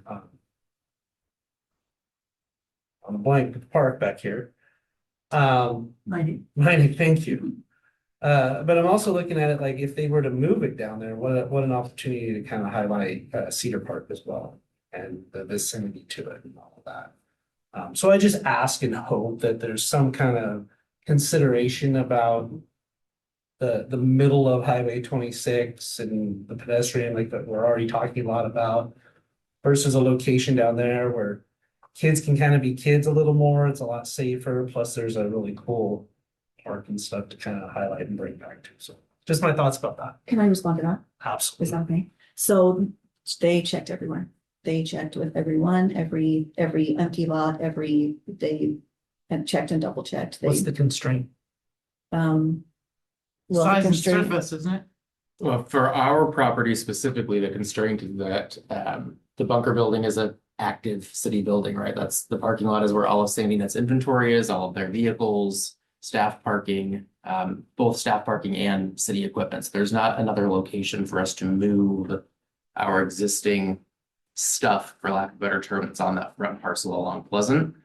You also have a gravel hill, I guess is what it is, although I think there's probably a more creative name I could give it. That doesn't have any sort of barrier or any sort of fencing that is would be stable enough to prevent someone from driving off, running off, rolling off, whatever the action is. So that parcel as it is currently in its unimproved state is not the appropriate location. If it was improved, if there were site improvements there and it was paved and there was a guardrail or some sort of other sort of, phased drop off on that front parcel, if we weren't using it for staff purposes and for city operations, it'd be a completely different story. I don't even think we'd have to pave it, would we? I mean, just pack the gravel. I mean, it's gonna be put in grass in a field.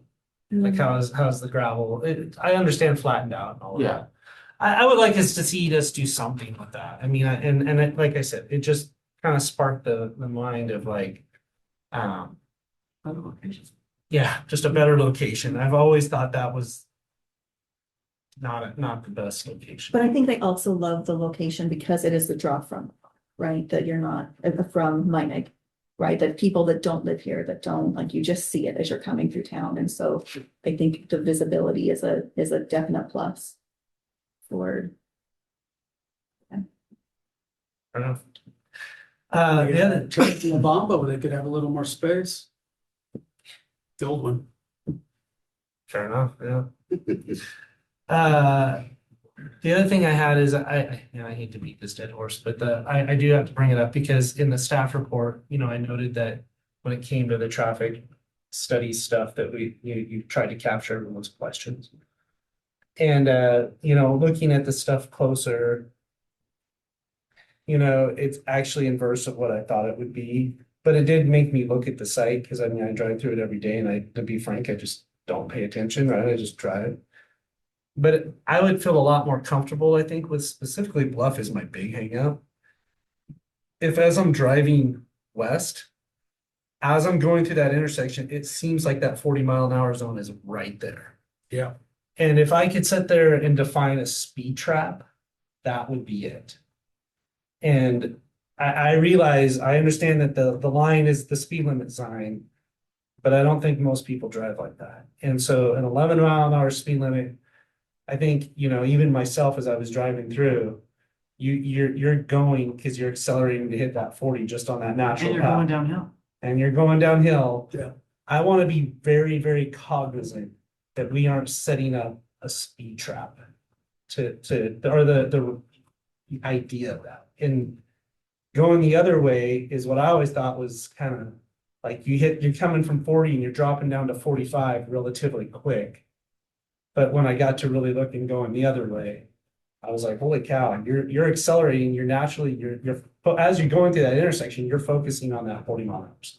And that's exactly where we're gonna be zinging people for speed. So I really want us to make sure that as we do that, we're looking where the posting's at and that we're setting people up to truly do it for traffic and safety impact as opposed to and I would be actually for moving those signs either way, whether we were doing photo radar or not. I think maybe by moving the sign, we might get some of the impact of traffic slowing down. Yeah, just because people aren't focused on the 40. Move it either direction. Move it in, move it out. I don't know, you could move it in and you'd be popping it up by Shell, and that might be a little fast to go by the food carts, but pushing it up towards, past Tollgate or closer to Les Schwab up that way a little more, I think. The transition, so extending 25-mile-an-hour, a little further west. Yeah. And really both ways, right? So where it's dropping to 25, again, you're pushing it up a little further. It happens right in front of Tollgate. Yeah. So, like I said, as I was looking at the numbers and everything and just really kind of giving it some thought and looking at that intersection, I just want to make sure, and I saw that tonight, that you're trying to capture those questions. I hope that those get reflected somewhere. But I think before we go exploring that, we've got to fix what would be, in my perception of reality, but at least the perception of just trying to raise gap. We'll make note of it right here in this. I figured you would. That's why I said it. I wasn't able to go to C4. Kindly Lori stepped in for me on that, so she has that. In regards to this, I think enough's been said about it. And so I'm just going to defer to wherever we end up on that. I do like Dawn's idea about thinking outside the box. And yeah, I think that's actually a good idea. Anyways. Cool. So C4, like Rich said, I attended that for him last month, or the beginning of this month. They basically just touched on the transportation survey that's out. And Mayor, just so you know that you'd asked me to kind of be the representative for that. And all that entails is filling out the same survey that's open to the public. So there's really no more input or anything that they're asking for. So it's the same survey that everybody else can fill out. So there's really nothing there. The C4 meeting, they mostly talked about a TriMet 82nd Avenue project that they're doing that will involve more bus stops on 82nd. And then the funding that's behind that. And then they did, of course, a legislative update, which I don't really need to talk about because we all kind of know where that sits. So we have our own legislative update. And it's all the same information. Lenny, thank you very much for this. This is fantastic. And I do agree with you that, we're talking about real people and how the things that we do affects, people in the community. So I would like to see us come up with some sort of resolution, or at least communicate with them, kind of possible resolutions. And then lastly, I just want to mention, because it kind of bothered me. Well, tonight's meeting was a little bit more robust with the agenda than I kind of anticipated. This is our third straight meeting where the majority of the agenda is included, or all of the agenda for the meeting is included executive session.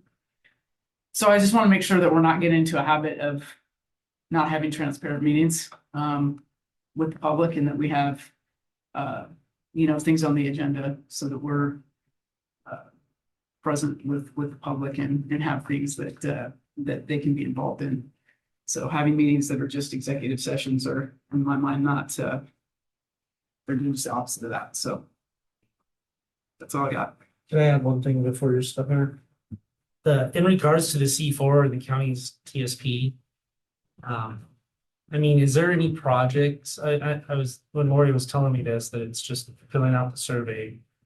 Kind of like, what's the point of C4 if the cities aren't bringing you their thing? So I guess, is there any projects that I should formally bring out there and maybe we address? I guess from where I sit, I'd like to have, I just put, more council and public, county TSP, what are our city priorities for outside of city limits? That's kind of, I've heard mention, extending, Bell 362nd over to Kelso or something. I've heard Gundry, I don't know what all they are. I don't know that we've written them down, but I think it would be helpful to kind of have that list of projects, whatever they are, that are outside our city limits, but also greatly affect our. And I put all that stuff on my personal survey, but again, just wanted to report back that it's nothing more than just the same survey that everybody else can fill out, so. Right, but what's gonna happen as part of that TSP process is they are gonna be reaching out to the cities. That was just a public survey for everybody, all the. They're gonna do another one, I think, once they get the results of this one back, so. Well, Yeah, there's my also- understanding was that they were going to reach out Reach to out to individual cities. cities, That's what I've heard. and see where projects overlap or see where priorities or similarities exist. And they may need to see what the results of the survey Yeah. are, but it was just kind of there's nothing there right now, so. But I would like us to kind of figure out what our priorities, because I don't know what all this list looks like. So that's kind of where, I am curious. Let's get the list of, and maybe prioritize it if we need to, what our interests are there, so that when they do reach out to us, we have a list already and we have a consensus that this is our prioritized list. So that's what I was hoping, if you could kind of run with that and kind of help make that happen, working with AJ and the city and the manager. Would that be possible?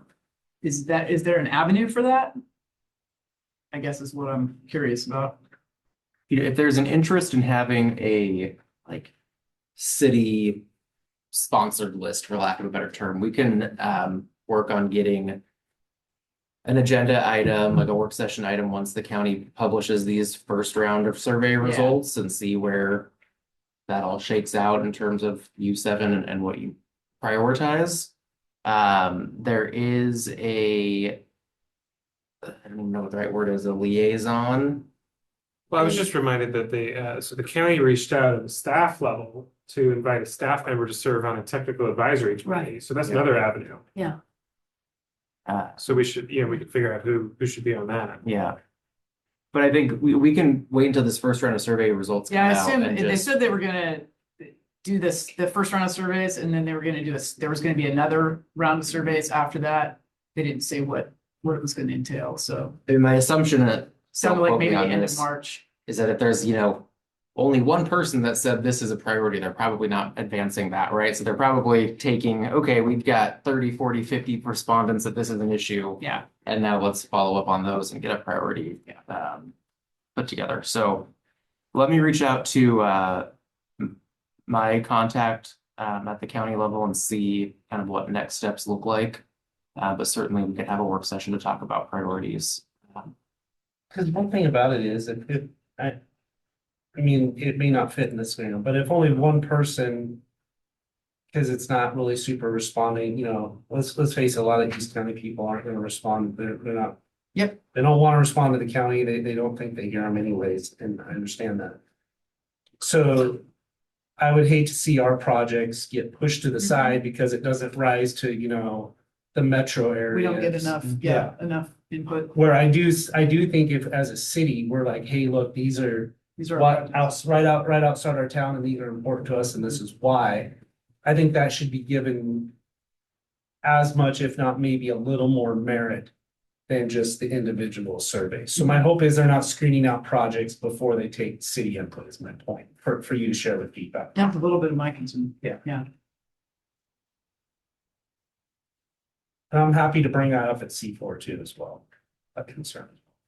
If that's. Yeah, I think that's another good place to reiterate our point. Rural Clackamas County only has so many avenues to share what's important to us. So taking every advantage we can, I think is important. Anyway, that's all I got. Great, thank you. Okay, I'll try to be quick, but 2 opening was fantastic. Thanks to everybody, the contractors, the consultants and the staff for organizing it. It was really fun. And we didn't get rained on. Well, we got rained on, but we didn't get wet. That request to Salem for the short session, that was Friday. That was like quite a bit of, you know, driving and then waiting to testify for, basically we're given 2 minutes. So Jeff did a great job of putting together a very heartfelt request that was done in a very compassionate way, kind of begging for money, but, you know, basically asking for $9 million and hopefully, you know, that helps. So we're real, you know, hopeful about that. Excited about the Energize Sandy rollout for the business appreciation dinner on Thursday. Who else? Show of hands, who else go into that? I'm gonna try, but I have no guarantees. Okay. There is, I think y'all heard about the chair, the safety bond that Clackamas County is floating, that does affect us here in Sandy. So just kind of getting up to speed on what that entails. It would be important for all of us to know about it. This week I have scheduled a meeting with Tyler and AJ on the wastewater project status. I really, you know, I did make the decision to disband the subcommittee because I felt like it was really important that everybody needs to be on the same page as much as possible with what the options are, again, what the pros and cons are, what the 3 options are, what the timelines are, the feasibility are those, and then ultimately what the necessary SDC and utility rate schedules are for those options long-term.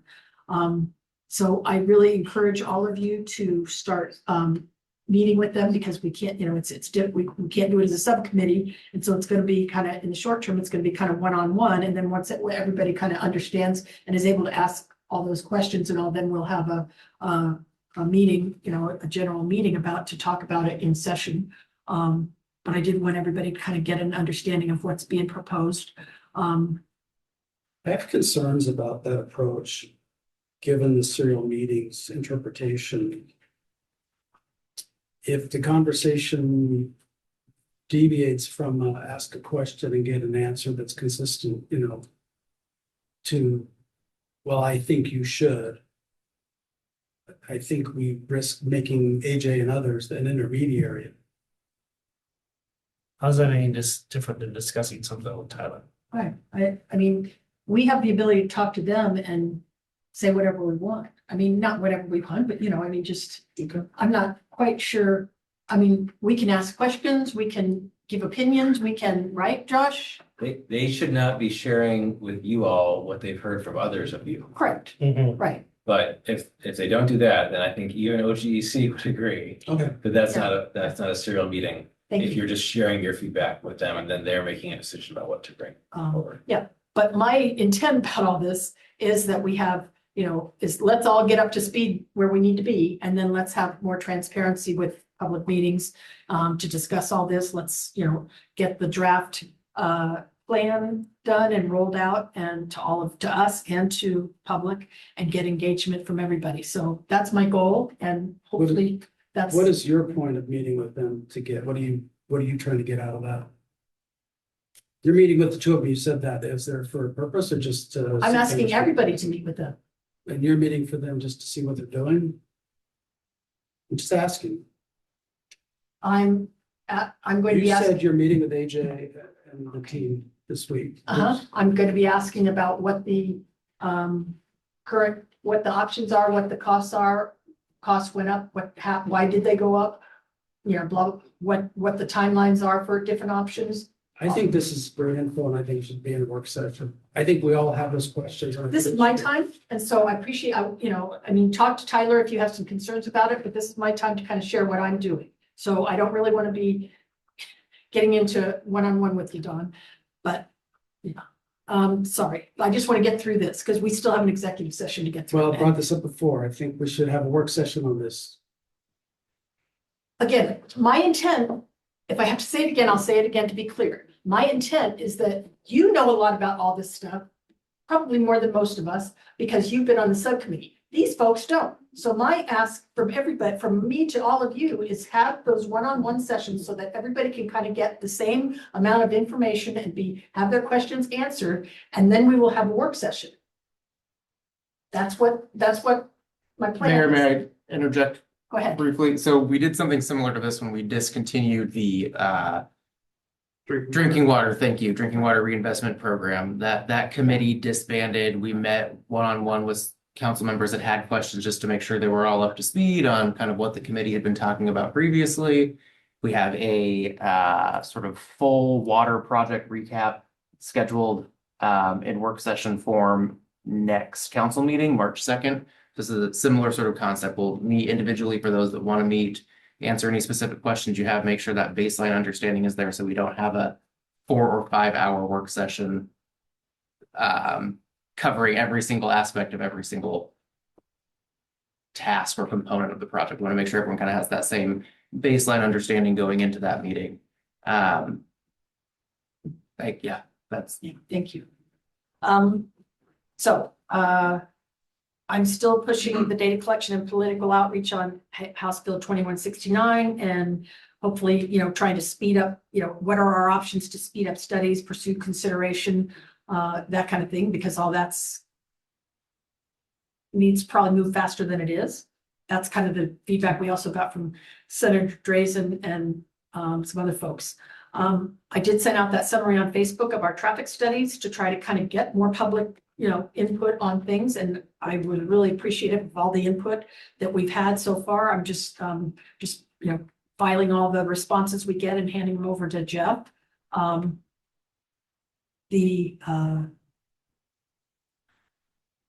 John's viewpoint, I hope we can find a resolution. I think what would be helpful is just kind of more training of staff on project planning and implementation. We do have kind of some new staff or staff getting into new roles and all. So I think that, some more training on some of that would be really helpful. And we have a new director who, I don't think was as involved. So council and public input. What I would like to say is that we do have, what I heard at the last workshop was we have already proposals that have been into audit for ODOT for approval for speed limit changes on Highway 26. I would have liked to have seen those come to the city council and the public and just kind of say, hey, we're proposing this. What do you think? Sort of go into your comment about, toll gate and, that's going to come at a future point, but the stuff that's going on between Ten Eyck and Luzon are kind of already, set as to what's proposed. And it'd be just nice to kind of have a council discussion about that before we do kind of put it into a ODOT proposal.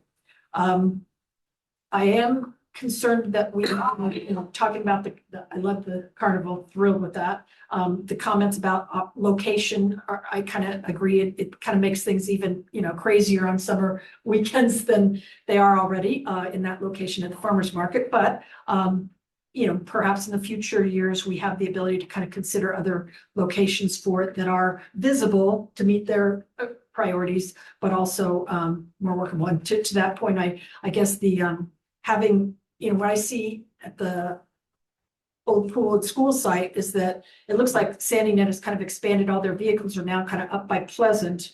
And, there's this huge, they're kind of, I thought that was just temporary construction traffic vehicles or something from, I don't know, some contractors we had working on something in the city.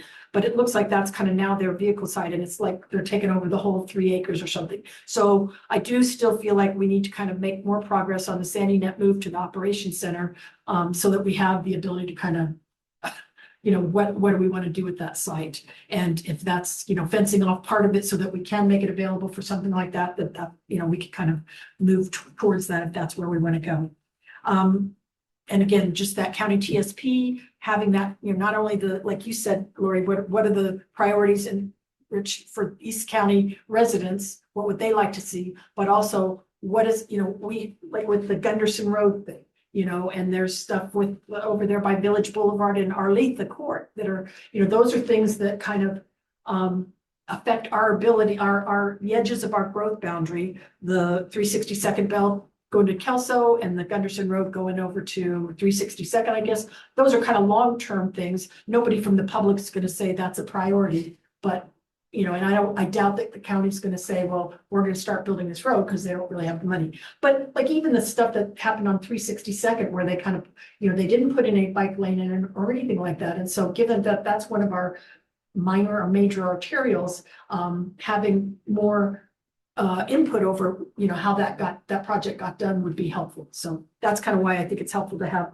us discuss those priorities and everybody get on, you know, at least a priority page of what we'd like to see or what our priorities are and what we want them to hear from our East Side constituents going into it. Yep, that's all I had. And we still have an exec session. So meeting adjourned.